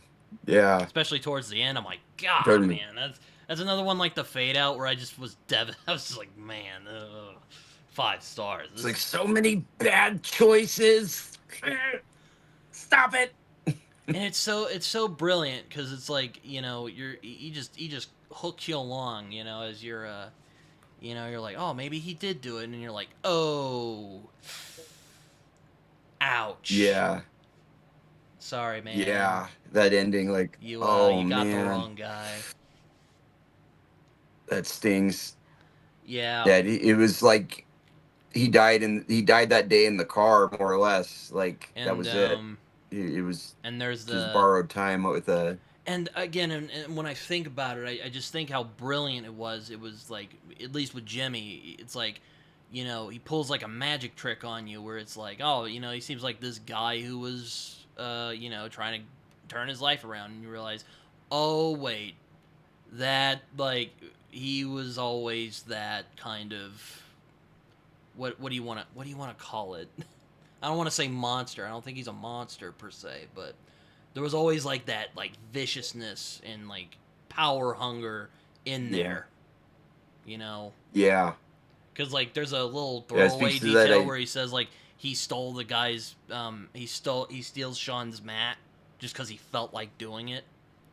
And then I think back to it, I'm like, oh Yeah. man, that's brilliant. Oh, I didn't even think of that. It's like, oh, Yeah. I was there the Or in whole that time. idea that whether or not people change. Yeah, it's like either it's like kind of goes back to that like kind of Breaking Bad thing where it's like, oh, did he change or did he just reveal who he truly was? You know? Yeah, was he always Heisenberg, just under the surface, masking as this meek I and like humble stories like high that. school We'll put it chemistry that teacher? way. Yeah, I do too. It's sometimes I'm like, oh man, I'm really rooting for this guy, and he's not a good person. No. Uh, yeah, um, it's good. I mean, going back to Brubaker, did you ever read Kill or Be Killed? Because I think that was one of my first comics I read from Yeah, Brubaker. yeah, that was a fun one too, because it had that supernatural bend to it, that he's got to kill somebody like once a month who deserves it, or he's gonna die. And he starts becoming physically ill when he fights it, and he's like right on the edge of death, and then manages to make his first kill and get away with it, and all of a sudden his health is restored. Though maybe I do like that series a lot. Yeah, if it's like a psychosomatic thing, then he's built up this complex and like glimpse that because you see the devil making that appearance in his father's illustrations when he goes to get the old gun from the attic. Yeah, yeah, that's a good series. I think that was my first Brubaker before I really dove in. Yeah, if I that's a jumping on point for a lot. I can't I think it was mine too, honestly. The first volume, they had a book club at my local comic book store, and that was their selection, and I tentatively thought about joining, so I picked it up, read it, missed the meeting, but enjoyed the book, and then later picked up the other three volumes and finished reading it. And yeah, I liked it a lot. I think it's kind of a nice companion to Fatale also, I've only read the where first there's volume of that that, the but I thought it was pretty cool. It's like, oh, it's like a noir story, but like there's a weird Lovecraftian element in there. It's cool. yeah, exactly. This woman who doesn't age, and she's becomes sort of that Church la Femme to multiple generations, even within the same family. And I read that right when we moved. That's another one I'll probably need to reread because I can't remember everything that happened. I mean, I remember the broad strokes of it, but that's about it. Yeah, I mean I only read the first volume. I remember liking it though. So Yeah, it was fun. I've read most of I theirs. think I've read most of their collaborations together, except for like the newest ones. Like I haven't read that oh god, what's it called? It's that weird like it had like a black cover. I can't think of its name. And the like was it Houses of I the haven't read that Unholy. one either. I haven't read that one, but I think it was the one they did before that. Oh, the Night Fever. Yeah, that one. I haven't read that one, and That was a fun one I too. haven't read their newest one. So there you That go. that was Night Fever was pretty good. The only one I haven't really gotten into was it Incognito. Oh, I haven't read that one. I haven't read that one or Yeah. Sleeper. Yes, I have. Yeah, those are the two I haven't gotten into yet. And I've read pretty much all of Brubaker's Captain America run. I read the first like Uh, Ultimate Collection, and I'm like, man, this is really good. yeah, Oh, yeah. That man could write some good Captain America stories. because I'm like, I'll admit, like before like the MCU and like before I read that run anyway, like Captain America was one of my like least thought of superheroes. And then I read the Brubaker Mm, run, and I'm like, oh man, this is great. yeah, yeah. No, it took him from like American propaganda arm to something that's. I think Kirby did a pretty decent job with him in the '60s. I've gone back and reread a lot of those, like the Silver Age Cap after Avengers #4, and how he developed, and there's some good stuff there. But like Brubaker really brings it home with a lot of passion and just a lot of just character to it. Oh You know, man, this yeah, guy, he turns into a spy thriller, and it's awesome. yeah, reminded me of the old 1990s Wolverine when he's fighting with himself over which of his memories are real and which aren't. Like in issue 50 from the regular series. Trying to remember, was it Larry Hama who was writing it then? Mark Silvestri was the penciler. I do remember that because he was my favorite. but he goes to this building in Canada and he keeps finding he's on these movie sets, but they're his memories, and he's realizing that all of his memories were basically staged and implanted, and Oh, it has leaves him with no idea, no further idea of who he is. And then they, of course, 2001 they tackled it with that origin story, which I was I don't know. It feels like it's one of those things that got built up so much. There wasn't any one thing that they could do that was going to satisfy everybody, and I didn't really feel yeah, I always feel that with like I. Wolverine. Like, like he hasn't had that like great story. Like I know a lot of people like Old Man Logan, and I'm not a big Mark Millar fan, so I won't get into that. The Claremont and, funnily enough, Frank Miller comic I like Yeah. a lot. It's Oh that yeah. one's. I mean, get Claremont on any of the X-Men, I will show you some greatness. Um, Yeah. I like that, but I feel like or at least I haven't read it yet. Maybe there's someone who will be like, "Oh, check out this Wolverine run," but I haven't read like a Wolverine story yet where I'm like, "Damn, some great Yeah. stuff." I most of it's nostalgia for me. Like that run from say like issue 38 through probably issue 57. I like some of the Mark Texeira stuff, issue 61 and on for, well, he only did a few, honestly. And I hated it at the time because Silvestri, this was back when Image first started. He Mm. was one of those artists that went off to do that with Liefeld. So, you had Liefeld on X Force, which was awesome. And I thought so at the time when I was a 12-year-old kid reading these. And same deal with Wolverine. Mark Silvestri was up through issue 57, and then issue 58 just 57. Mariko Yoshida dies. Like it's I was this. about to say I will say nothing about Rob Liefeld. Oh yeah, uh, Deadpool's a real fun character. I used to be kind of like, yeah, whatever, Deadpool. He's like, I tend to be kind of, oh, I tend to be kind of back and forth with like meta humor anyway. So I'm like, oh yeah. Yeah. But then I read like Jerry Duggan's run where it's like Deadpool Mm. trying to be like a actual good guy. Oh man, like up until like that I've not read secret, that. the like secret war or whatever that was called, secret empire tie. Oh my gosh, I'm like, this is great. And most of my memories of him were as a sort of semi-villain in the X Force run, like those early issues of original X Force from the early '90s. I think issue 4 is where I remember seeing him most prominently, but I never followed him that much then. But yeah, there was a lot of really great stuff, and I was just like devastated when Silvestri went, and then Liefeld at the time. I used to copy his pages as a kid, Oh like yeah. try to freehand. I still have a couple of them from my sketchbooks. Uh, 'Cause he was like that work sort of defined that era. You look back on it now, it's like, yeah, you should have taken more figure drawing classes, or uh, but it accomplished something in a way. I mean, it was, I don't want to say like a necessary stepping stone for comics, but it was the stepping stone we had. hmm And I picked up every issue of Youngblood I could get my hands on back then. Same deal with Cyberforce, because that's where Silvestri finally surfaced again. I'm like, it's not Wolverine, and I don't know who any of these characters are, but it's Mark Silvestri, so I'm on it.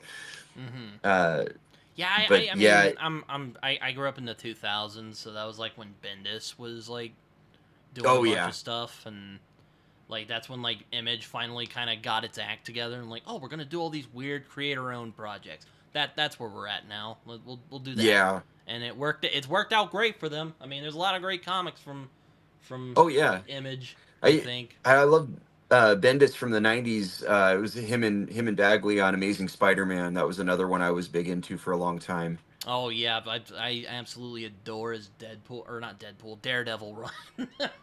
Different characters. I But haven't read his Daredevil yet. That's one I'm going to need to pick up. oh man, that's one of my favorite runs of all time. That's like it's like a classic at this point.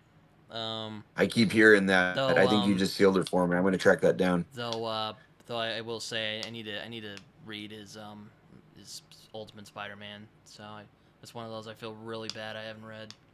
that one was that was a game changer for me. I picked up the second volume, which led me to pick up the first volume when these were collected in trades, and then I was buying single issues up through around issue 65 or so, and I love that he just completely reimagined and updated the origin of No, wait. I Spider-Man. read the first arc, and I really love how he did the origin story in that. I'm like, damn, that was good. Yeah, like tying the radioactive And spider into yeah, like he actually Oscorp. made like So Uncle Ben like an actual character. You know, I mean, I yeah, do love Amazing Fantasy 15, but I mean, I had it on. I had a little but version of it on my wall because I love Steve Ditko. But but Ben and May were like aging hippies in that version. I'm yeah, like, oh, this is great. I do remember reading that because that was a great arc, man. Yeah, I do those were like a the lot. I'm liking. I do like the Straczynski run. Again, I'm not a big not a. It's actually one of those few cases I might dare say the tie-in was better than the event because like that Civil War Mm, tie-in with the Straczynski Spider-Man run that was fantastic. Just like okay. seeing Spider-Man kind of struggle, like, oh man, am I gonna join Iron Man's side or Cap's side? I really love that stuff. Thought it was Yeah, great. I got some catching up to do on that. I fell off of superhero books after Ultimate Spider-Man through the like 2005 to almost probably 2015, 2016. It was a good long time I was out of it That's fair. I mean, on I'm superheroes, but that's fair. I mean, I'll admit I'm picky about superhero comics unless it's something like Immortal Hulk or something where I'm like, ooh, they're really, oh yeah, that was ooh a yeah, fantastic. I they're picked up really. every single one of those. I need to finish I've that been run, but those first like couple or like I'll admit like first one great, second one kind of more of a typical Hulk story.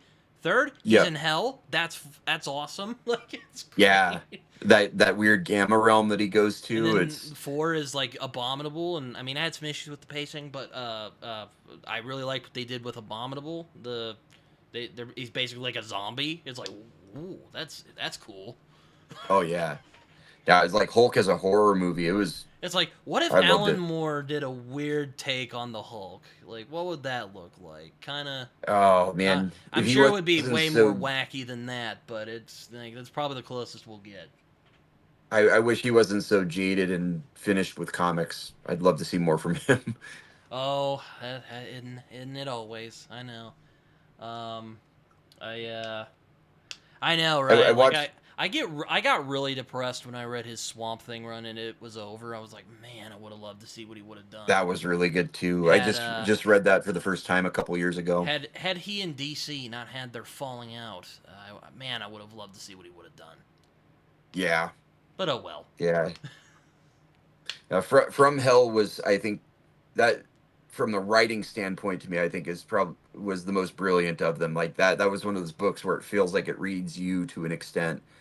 I'd put that up there with In Cold Blood and A Simple Plan is like very resonant and dark, very dark. Well, I mean, it's Jack the Ripper. It's not like it's going to be Mr. Holland's Opus or something, but You know what's sad about that is I'm gonna read it again. I do want to read it again, but I remember reading it and I got to the part where he's like explaining all this like occult stuff with these buildings. I'm like, oh my god, I can't do this. oh yeah, it sets it sets it up almost like Dracula because like that he's doing the job interview for his Renfield basically with that guy having him take him all over the city and explaining like I thought that was and he borrowed from a book for that but the Freemason symbology sort of embedded throughout the architecture and features of London that was pretty Yeah, cool. I mean the historical authenticity in that is ridiculous. I mean, well, aside from because if I remember right, there's moments where he like blatantly, um, puts in anachronisms. Yeah, Because yeah, I if I think remember right, it's kind of his little whole thing about what he thinks about like time and history and magic and all yeah that. there's a moment where the killer and it sets it up very convincingly to be the royal surgeon William Withy Gold. Um, he's at the scene of the final murder. It's like it's the culmination of all this work. He's gotten the very last of these prostitutes that are in on this conspiracy around Prince Albert, and his indiscretions and having a child and wanting to actually marrying one of these prostitutes, and he thinks he's killed her, and he's like, this is something that will resonate through the ages. He's kind of realizing the impact of who and what he is. Like the Jack the Ripper is like this like semi mythological character Mm-hmm. that crops up at the end of the 19th century, and he claims to give birth to the 20th century. Has the arrogance to make that claim, but he's in this building, and you see that building change throughout time. It becomes like an office, and there's copy machines everywhere, and then he's transcending time, and then he returns back to his own space, and he's this kind of mentally broken man. Like the task has destroyed him. Is when he goes back home, the cops come to ask him about it, and he just openly he's like, oh yeah, I know all about those, I did it. Yeah, I I'm your guess I'll have guy. to read that again. Because, like, I started it and I was like, I don't know. I love you, Alan. I'm not jiving with you right now. Also, I was kind of burnt. Also, I was kind of burned out when I was reading it at the time. So I'm like, all right, I'll put that down. I'll go back to it later. Yeah, if you're on like an Alan Moore binge, like if you've just read Watchmen, don't do From Hell next. Like that's like finishing one epic road trip and starting on another with an empty tank. Yeah, Like that's a good way of describing it. Yeah, man. uh, it's got the impulse has got to hit you out of somewhere, and it's usually best if you've been reading or not reading at all. I'd say even ideally. So because I tried to tackle it many times before I actually finished it, and I bought a digital version from the Apple bookstore and read it on my iPad and tore They through put it in a out a couple of color nights. version recently, didn't they? I got that too. I found a damaged copy, 75% off at a local comic shop, and I couldn't say no to that. Oh well, all right. Hopefully the damage wasn't too bad. No, just there's some tearing to the spine, but very Oh, okay. readable That's not and, bad. and worth it. Yeah, And I I have got a my paper. copy from the library, as you do. Mm, I might when I do another read, maybe I'll go back and see if they still have it. But I don't know. Alan Moore's pretty popular. yeah, yeah. The other one I have is the movie tie-in paperback with the movie cover, that stripe of blood with the Jack the Ripper silhouette in it. Yeah, it's man. When it comes to, like, I know he's kind of made up his whole. He's doing his whole thing. He doesn't like adaptations of his work, but I'm like, Yeah, maybe he's got a point. Because he I've read a few of his comics. I don't know how and you he could he, put that in the movies. Well, they did V for he Vendetta pretty well, though. I think they kind that of, was I think they kind of went over, or I think they kind of downplayed a lot of the complexities of that story. But it's still pretty well done for the most part. I think that's the best of his I think that adaptations. was decent adaptation, and parts of Watchmen were good. He said about Watchmen that when he and Dave Gibbons were making that, he had deliberately sought out to do things that only comics could do with Mm-hmm. timing and how the visuals play out in the panels, with all the 9 panel grids that book has, and just that 3 tier structure and overlaps in time, people talking in one scene and those captions overlaying events from something else entirely. It's not like you can't necessarily do something similar in film, but he had sought to make that book utterly unfilmable so that it couldn't be turned into a movie, and then they went and did it anyway. They tried anyway. And And they got Zack Snyder to do yeah, it, which I won't get into that. yeah, Oh, dude, I won't get boy. into. I'm not jumping into that rabbit hole.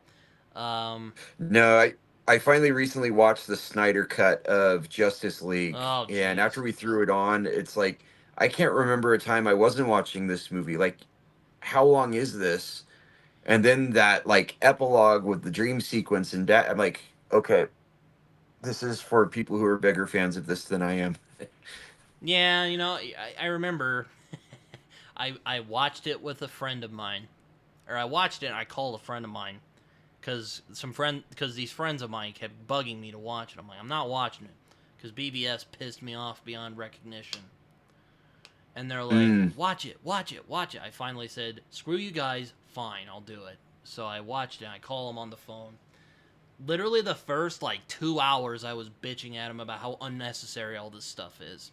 Like that could have yeah. like you could have easily made that into a 2 hour movie. I'm just I'm just saying.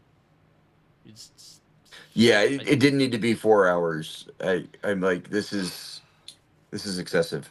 and it's like, oh my god, and he's like, I mean, I feel like the best DC adaptation is still the animated stuff.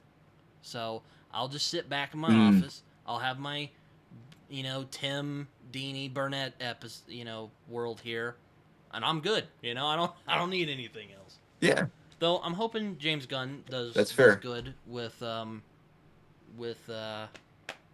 damn it, Superman, new Superman movie. But we'll see how that Yeah, goes. I'm curious to watch it. At least James I Gunn haven't always been a understands Superman fan. superheroes, unlike Snyder. Yeah, yeah, yeah. Some of the stuff Snyder said, like, okay, no, I don't agree with that at all. It's like, Yeah, oh my god, James why did Gunn, they get this dude to do the superhero movies? I'm like, oh god. like what he did with Guardians of the Galaxy, and then Suicide Squad was that's another one I throw on for background noise occasionally if the kids are asleep.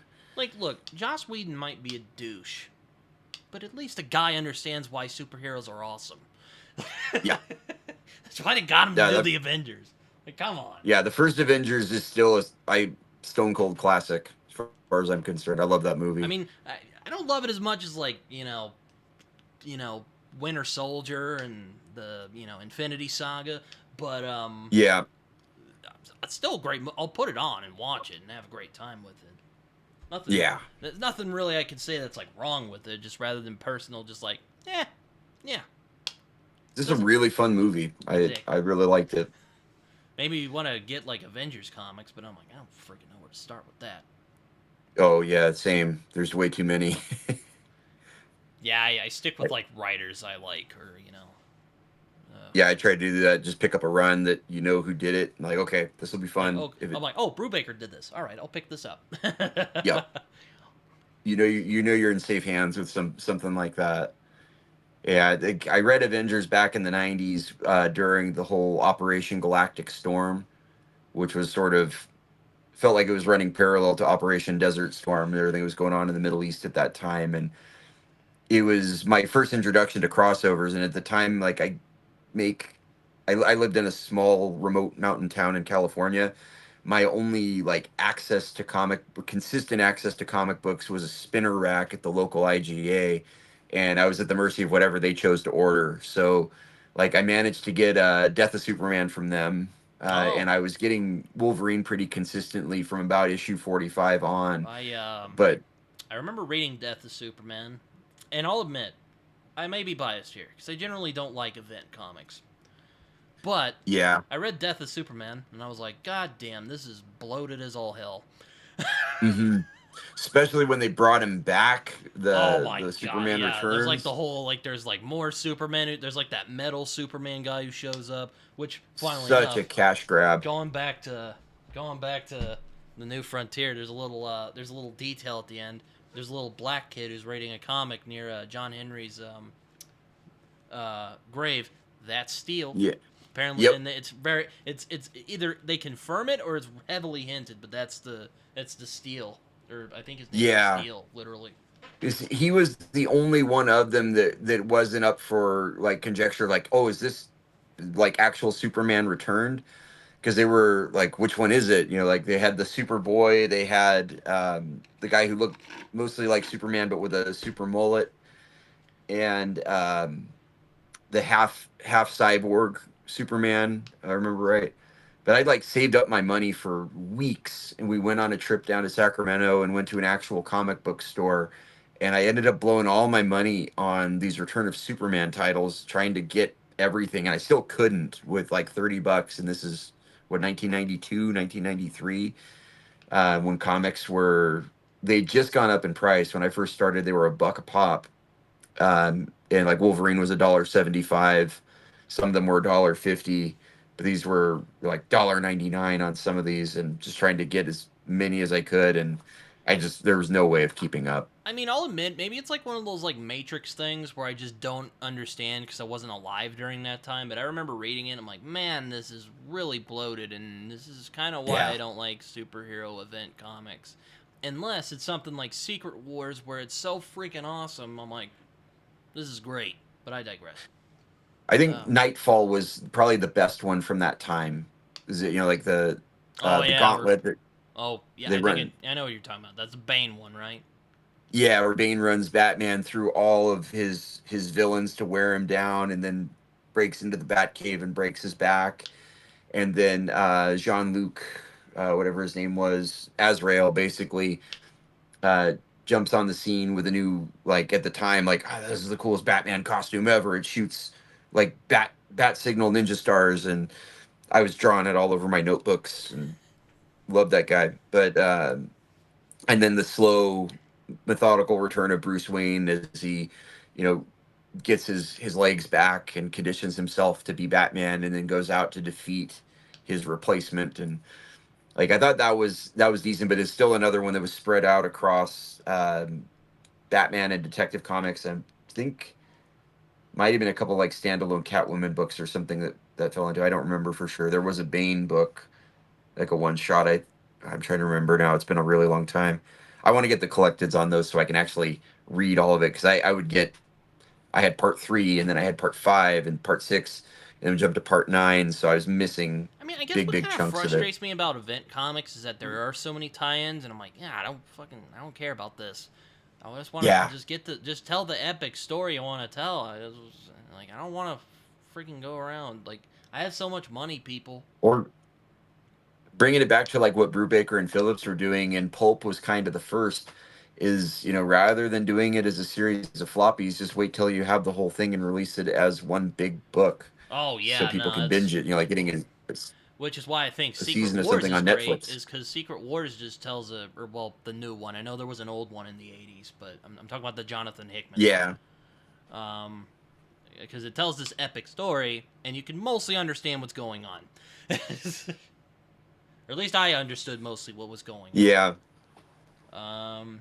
Yeah. Though, of course, kind of, I don't want to get into that.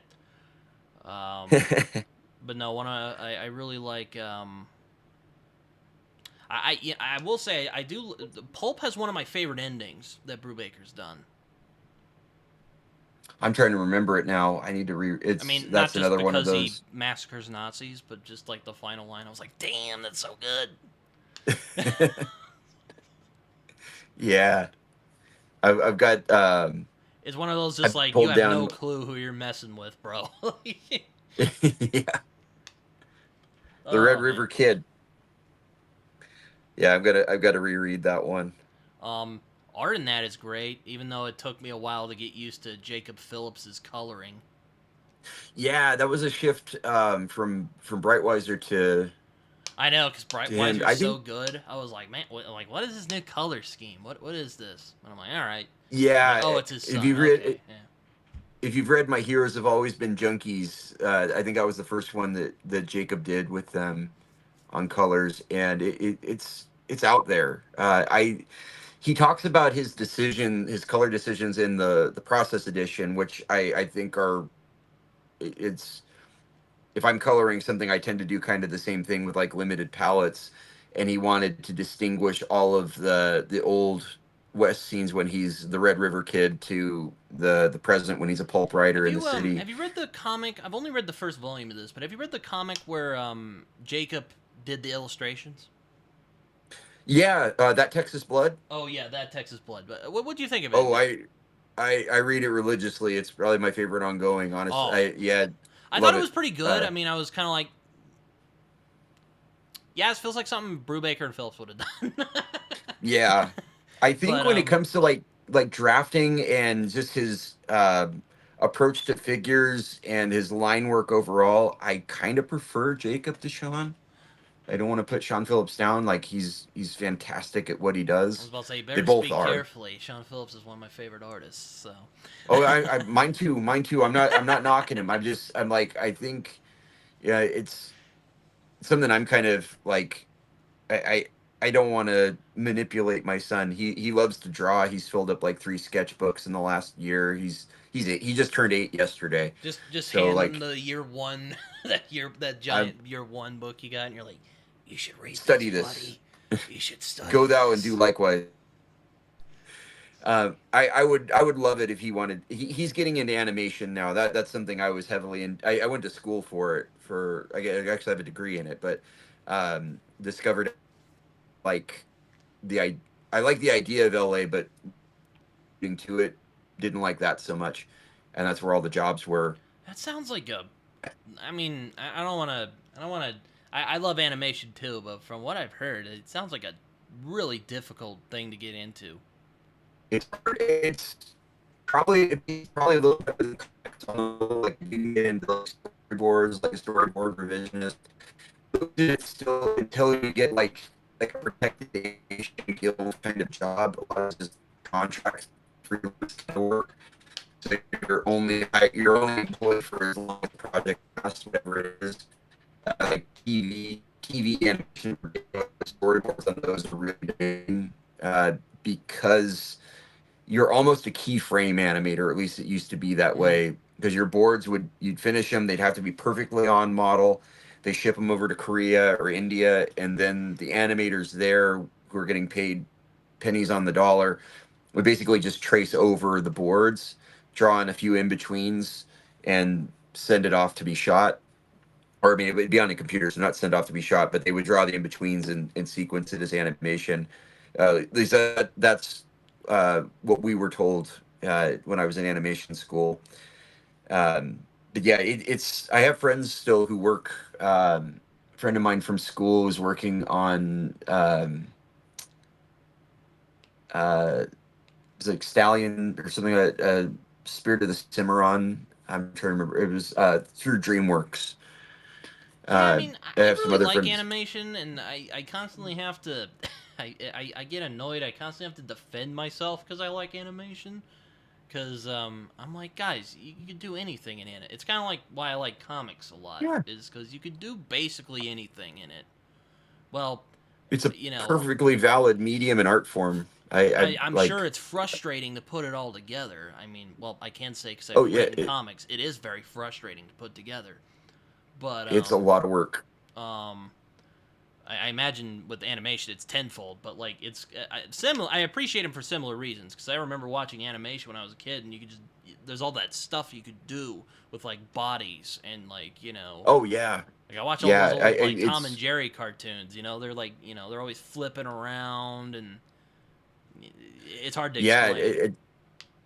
Reality can be bent any which way you want with it, as long as you're able. It's like similar to comics, as long as you've got someone who's able to draw it uh, to to specifications. But yeah, uh, I'm really actually my for his birthday present, my parents gave him $80 to spend on Amazon, and he already spent half of it on modeling clay and armature wire. Is Awesome. In fact, I'm borrowing his tripod right now because he wants to do some stop motion animation with his Lego figurines, and he's getting pretty good at it. I've like what he's picked up intuitively. I'm like, okay, this is if you keep out this might be something for you later. Yeah, no, that's really cool. I remember when I was a kid, I used to watch. They used to do a lot of. I don't know if you ever heard of Forest Fire 101, but he used to do these Batman Lego stop motions. They're really a lot of fun. Okay. Though I don't know if I'd show them to your son. They're pretty crude. He It's kind of finds some like crazy stuff. it's kind of like if the South Park guys did Batman a little bit, Oh boy, okay. little bit. Yeah. We're pretty I don't let him watch anything too bad. Like my wife and I watched Deadpool 2 the other night. We made sure he was in bed for that. But I did throw on Monty Python's and Now for Something Completely Different recently, and he really liked Terry Gilliam's animations on that. Oh Like those were yeah, his favorite he parts. was an He was animator, cracking up. wasn't he? I forgot about that. He's Yeah. I really I do like his directorial efforts, and I also like Monty Python as well. Oh yeah. Very very strange man. I love him. Yeah, he's another one of those guys, kind of like Alan Moore, where he just he's kind of an odd. He's kind of odd, and also he does not back down when he wants to do something. He's got a very specific vision for things that he doesn't sway from. There was that Lost in La Mancha documentary that he did. He was working on a Don Quixote movie back in, was it the late 90s, early 2000s. He had Johnny Depp in it as kind of a Sancho Panza character, and then another actor entirely for Don Quixote. And he ended up actually making the movie another 10 to 15 years later with Jonathan Pryce as Don Quixote, and I think Adam Driver Oh my in the gosh. role that Johnny Depp was in. But what happened, he starts filming this Don Quixote movie, and then it was like God himself decided, I don't want this movie being made. Like they had Air Force test jets flying over the set and like ruining their soundtrack while they were recording.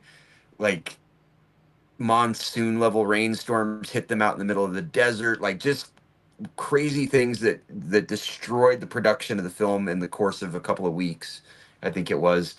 And so, rather than take the L on it, he had all this footage. He had this great story about how he would set out to make this movie and couldn't. So he rephrased it as a documentary of how the movie fell apart, like showing all the Huh. pre-production stuff. And that was a pretty decent documentary. It was fun to watch. I Yeah, think I that mean, came I out think in. my favorite documentary about making a movie is probably Jodorowsky's Dune, which is, oh my gosh. Mm, I don't know. I don't know if you've I ever haven't seen seen the it, but it's a fantastic documentary. the on the newer Dune movies. No, it's about the like really old movie that Jodorowsky tried to make in the like '80s, and it fell Oh, apart. okay. Not the David Lynch one. No, no, no, no, no, no, no. Okay. It's one I'm not. Jodorowsky tried to I make. It gets like Okay. Moebius on there, and it's fantastic. I also want to read the. I also Oh, want to read. I want to read the Inkle as well at some point because you know. there was a book about that. Um, Oh and I gosh. remember seeing the illustrations. I haven't explored that yet. I'll need to. Yeah. Oh, I was gonna go back to Death of Superman. I'm like, there's better end of Superman stories. Like, well, it's not All Star Superman. I mean, like again, the flex the Alan Moore muscles. Alan Moore did that in one issue with whatever happened to the Man of Tomorrow. Yes. Yeah, it was Superman 400. No, wait, that was. I've read it. It's been a really long time though. But yeah, no, he did. Rather than this big bloated commercial venture Yeah. spanning multiple every Superman title you can imagine, and then a few more that they invented to kind of catch the overflow. Yeah, I don't like event comics, if you couldn't tell already. Yeah, it's just when it happens, I You're feel just like, oh, just why? this feeling of like despair and helplessness, almost like, yeah. If you do a collected edition one day and it's like less than $40, I might go for it. But like right now at 3.99 an issue, and I have to buy 8 comics just to get this month's chapter. No thanks. I'll pick up my indie comics or my creator Yeah, owned comics because indie comics has become its own behemoth. Like, um, my Kickstarter's become a big thing for comics. You yeah. said you did a There, Kickstarter, so that's pretty cool. I've done. Yeah, I've been a part of. I've been a part of a couple of failures. I'd say most of the ones I've been connected with have been successful. There's Hallowed North, the recent or the One True Love, the more recent Together Forever was Kickstarter. Um, yeah, there've been quite a few. I've never run a Kickstarter myself. I take notes from the ones I've connected with and uh, seeing what's worked and what hasn't in the event that I one day do run one on my own. But I just don't have the time or attention span for it right now, and I don't have a project I to just do it feel with. weird Right? about asking people for money, personally. Even if Yeah, they're excited about what I'm gonna potentially do. It's like it's why I'm hesitant to start a Patreon. yeah. I've started a Patreon in the past, and I ADHD'd out like month one, and I was not able to fulfill my promises on it, and like I feel really really hesitant about going back to it. I'm thinking about starting a YouTube channel with like tutorials on making comics, maybe reviews or unboxings or breakdowns You of show off art school. your year one comic that you got. Yeah, I shot the opening for it when I had literally an unboxing when I was cutting the UPS box open to reveal it. I haven't shot anything else of it yet, but I'm thinking that might make a good episode. And I get a lot of good questions from students as an art teacher. Some related to technique, others just related to like school's expensive. You know, do I really need art school to have a career as an artist? And you know, like kind of getting into the weeds on some of those questions. I mean, Jack Kirby. I mean, I don't know if he went to an art school, but he kind of just went off and did it. Yeah, no, he had some training. But I mean, not like he went through the whole like he got his bachelor's degree in illustration, then he got his master's degree from illustration somewhere else, and like I have my master's degree in illustration. I was making money at comics before I got it, and I don't think it's at all a necessary step for anybody who just wants to make money drawing. I think it gives you some good opportunities, you know, and like you've got It's probably the most constant common critique. advice I've heard from writers and artists. Like, bro, if you're doing this just for money, do something else. There's easier ways to do that. Like, Yeah, you gotta do it because you like doing it. yeah, exactly. It was something I wanted to get into filmmaking back in the early 2000s, right after high school. And when I worked at Barnes and Noble, I was picking up all kinds of books on filmmaking and directing and Mm-hmm. like books about film schools. And the one common denominator to all of those books they'd say is, you know, like before you go and spend your family fortune on going to a film school, if all you want to do is make movies, then go out there and make movies. Get a video camera, whatever you can get your hands on, start making movies. I mean, film school will give you resources for that, and you have the stakes of a grade that's resting on this, potentially some deadlines built into it. But if you want to make comics, get out there and make comics. All right. I mean, that's good. That's good advice. I mean, going back to Jack Kirby, it was a long Yeah. journey to get me to appreciate Jack Kirby, and I watched a documentary Oh, me about too. him, and hilariously, a lot of the people who were interviewed on on the show were the same way. They're like, "Yeah, I always thought Hmm. it was kind of dumb," and then later on, I was like, "Oh, this is why it's great." I mean, I don't know if I love. Yeah. I don't know if I appreciate Kirby as much as I do Steve Ditko, for instance, in that generation. But I do Yeah. appreciate him now. Ditko is. I've learned to appreciate them a lot more. There's another YouTube channel, Arlen Schumer. He does these. What does he call them? I They're mean, basically like they're like college level lectures on He has a two-part one on Kirby. It's probably a good 4 hours worth of material. hey, Gene send me Colan. that on through Twitter or something when we're done here. Yeah, we'll do. I would listen to them on my commute. I went through pretty much all of them. Neil Adams, and he worked with Neil Adams for a while. Um, Neil Adams, and who else? A lot of the classic guys. Carmine Infantino. Um, names that are escaping me now. Yeah, like I mean, Maybe it's time for more coffee. yeah, it's interesting. Though I do really appreciate though. Funnily enough, like some of the first comics I remember reading was that original Jack Kirby and Stanley Fantastic Four run. So I have a soft spot for Mm. Fantastic Four for that reason. Oh yeah, um, yeah. That's fun stuff. um, I've been going back and rereading some of or just reading for the first time, really, some of those. The Penguin Classics did some collections oh on yeah, I saw Fantastic that. I haven't picked Four. them up, but I saw those. Yeah.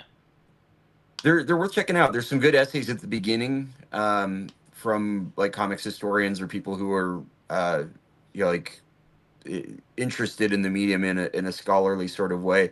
And they've done a good job of kind of curating. It's not like it's the first 48 issues of Fantastic Four. It's like the first 3 or 4 issues covering the first arc, and then you get into Galactus and the Silver Surfer and how that changes the dynamic of the comics. And they did Captain America, the Avengers, Black Panther, and Spider Man.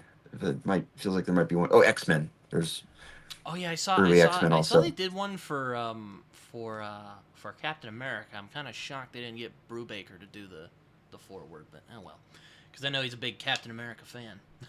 Yeah, yeah. That I have that one. That's the one I've been mostly reading through. It has the very first Captain America comic in it, and a couple of others from that time period, and it glosses over entirely what Captain America was in the 1950s when he's like retired from the military and he's like a school teacher or something like that, Mm-hmm. and then how they retconned it when they brought Kirby back, or he was already doing Avengers, I guess, but um, they said, well, let's bring Cap back in the context of the Yeah, Avengers. and there's also that misconception that no, Stan Lee did not create Captain America. That was Joe Simon and Jack Kirby who did Yeah, that. Simon and Kirby for sure.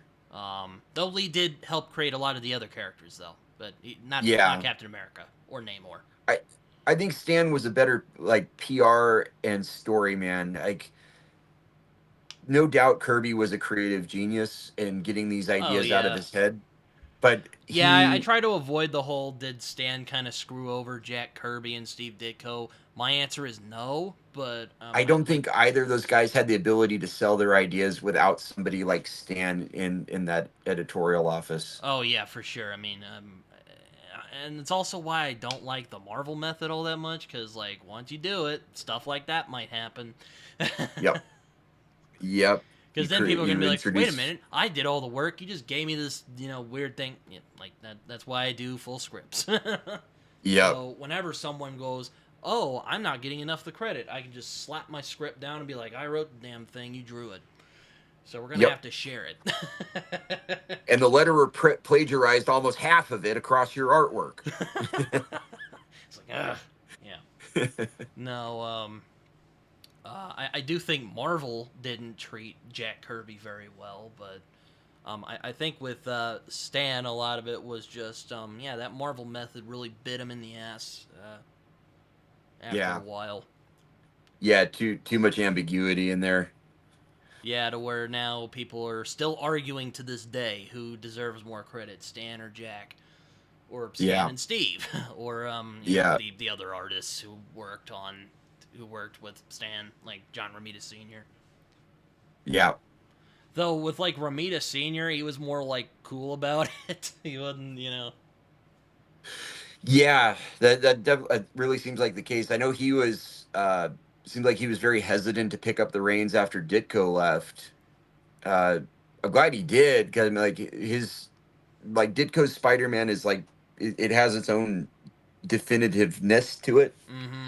and I absolutely love it. I have all of the Ditko ones collected in the two volumes, Oh those man, epic collections. so a few years ago I went to a con, or actually I think it was last year I went to this con, and sorry I didn't mean to interrupt you, but like, Oh, yeah, go um, ahead. Yeah. uh, I walk up to this to get some comics, right?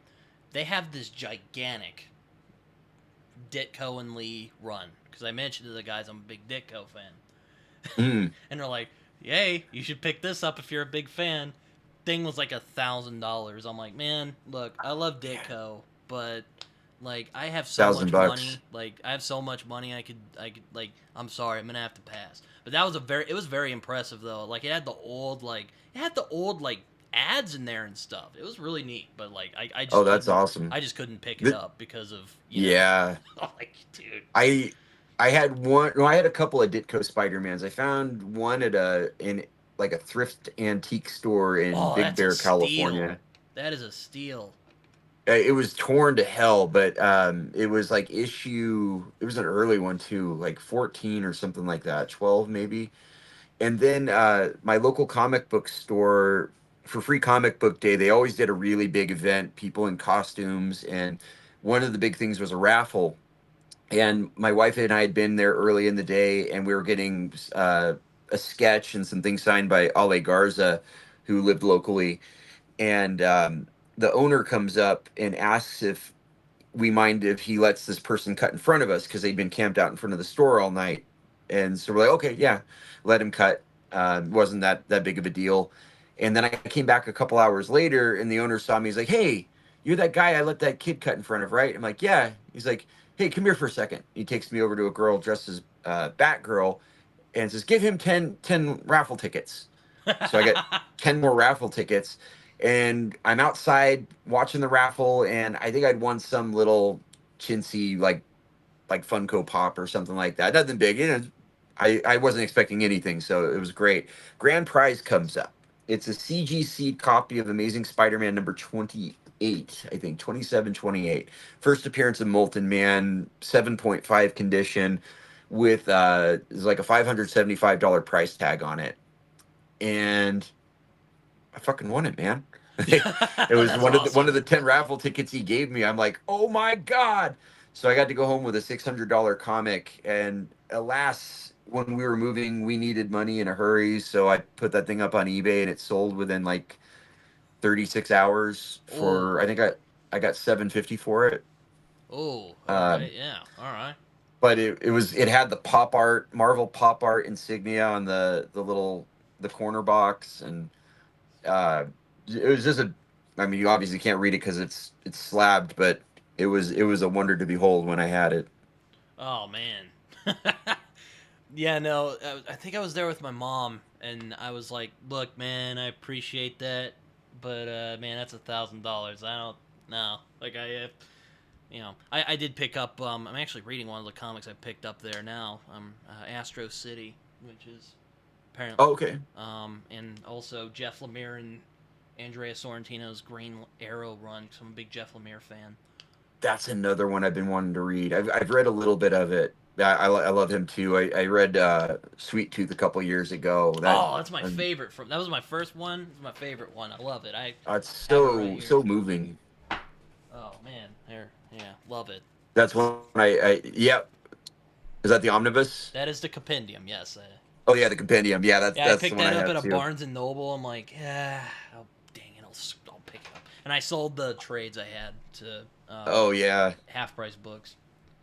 It I was did worth that it with though. my It was like $60. I'm like, oh, it was worth it. That's a good deal. oh yeah, that's a good one. I did that with Paper Girls. I had the individual trades, and then I got actually I have floppies of that now too. But I got the compendium version. I think the first compendium I ever got was Saga though. I do like I Brian have all K. the Vaughan a trades lot. of that. I couldn't bring myself to get rid of the because I already have all of them collected. So I'm Yeah, but like, that doesn't that yeah that makes sense. I hadn't read any of it at that point. I just heard so many things about it, and my parents took my wife and I to Barnes and Noble and said, "Here's $50. Have fun." Like, oh, $50 in a bookstore, I will have some fun. I had my educator discount at the time, so I got it for 20% off. I'm getting Saga. Let's just do this. yeah, Saga's great. Yeah, I'm happy to see that one come back. Yeah, man, I was like, God, I finally caught up with the cliffhanger from like a couple years ago. I'm like, oh man, that is, oh, no wonder people were so mad when it dropped off Oh, after it's that. heartbreaking. Oh man, yeah, it just leaves you there with like, I think he's definitively gone. Ah, and now it's for sure. Like, I've seen his skull. It's just, oh, Oh, yeah, no, right? I was like, dang it, that sucks. it's a heart wrencher. But now, going back to Sweet Tooth, yeah, big Jeff Lemire fan. His art style's kind of weird, but I do love how he plays with like watercolor in some of the Yeah, issues. Like there's a mess. It's messy, but it works for him. The like first one of his that. I I ever really like that. Like he really does that in Roughneck as well, which is why I like Roughneck a lot. Um, was it the underwater miner or what was it? oh, the Underwater Welder. Yeah, that's a good one. Yeah, that's the one. That was the first of his I ever read. I got it from college library, and I haven't read it yet, but I have the collected Essex County on the shelf. Oh, same. Yeah, I actually got it at my most recent free comic book day. Yeah, I want to pick. I want to see. I want to read that at some I point. got it off they had it on the bargain shelf at my old local comic book store for it was really cheap. So I'm like, it's Jeff Lemire. I'm gonna get it. Yeah, no, that's a good deal. Yeah. um, anyway, I am getting hungry. As much as I've been Oh yeah, enjoying no, this no worries. I got to get conversation, going. Yeah, we've been going a while. yeah, no, But thank you for coming on here and having this chat. This has been Hey, a lot of my fun. pleasure. Thank you for having me. It's Um, been a fun chat. I'm sure we'll keep talking on Twitter. Oh yeah, um, yeah. and yeah, but as I do before I end these things, if you have social media or any social media you'd like to share, feel free. Yeah, I try to keep it consistent across the board. So if you want to find me on X, Instagram, Blue Sky, Threads, any of those, I'm just at Schiekapedia, and that's SCHIEKAPEDIA. It was a nickname I was gifted for having a lot of useless, trivial information between my ears by a former colleague, and so yeah, I liked it. It stuck. So that's what I've been calling myself for a while. Um, and then I've got my website where I keep a lot of my artwork, uh, links to things that I've done, museum exhibits, at www.jschhiek.com, All right. Well, again, thanks including for coming comics on, projects. man. I appreciate this My chat. It's been pleasure. fun. Hopefully, we can do this again. Likewise. Maybe if I do a Yeah, I year hope so. one, maybe if I do year one, I'll get you on. We can. That sounds good. I'm gonna see about doing that unboxing video in the interim here. We'll see what happens. All right. Well, until next time, I hope you guys enjoyed this. Yeah.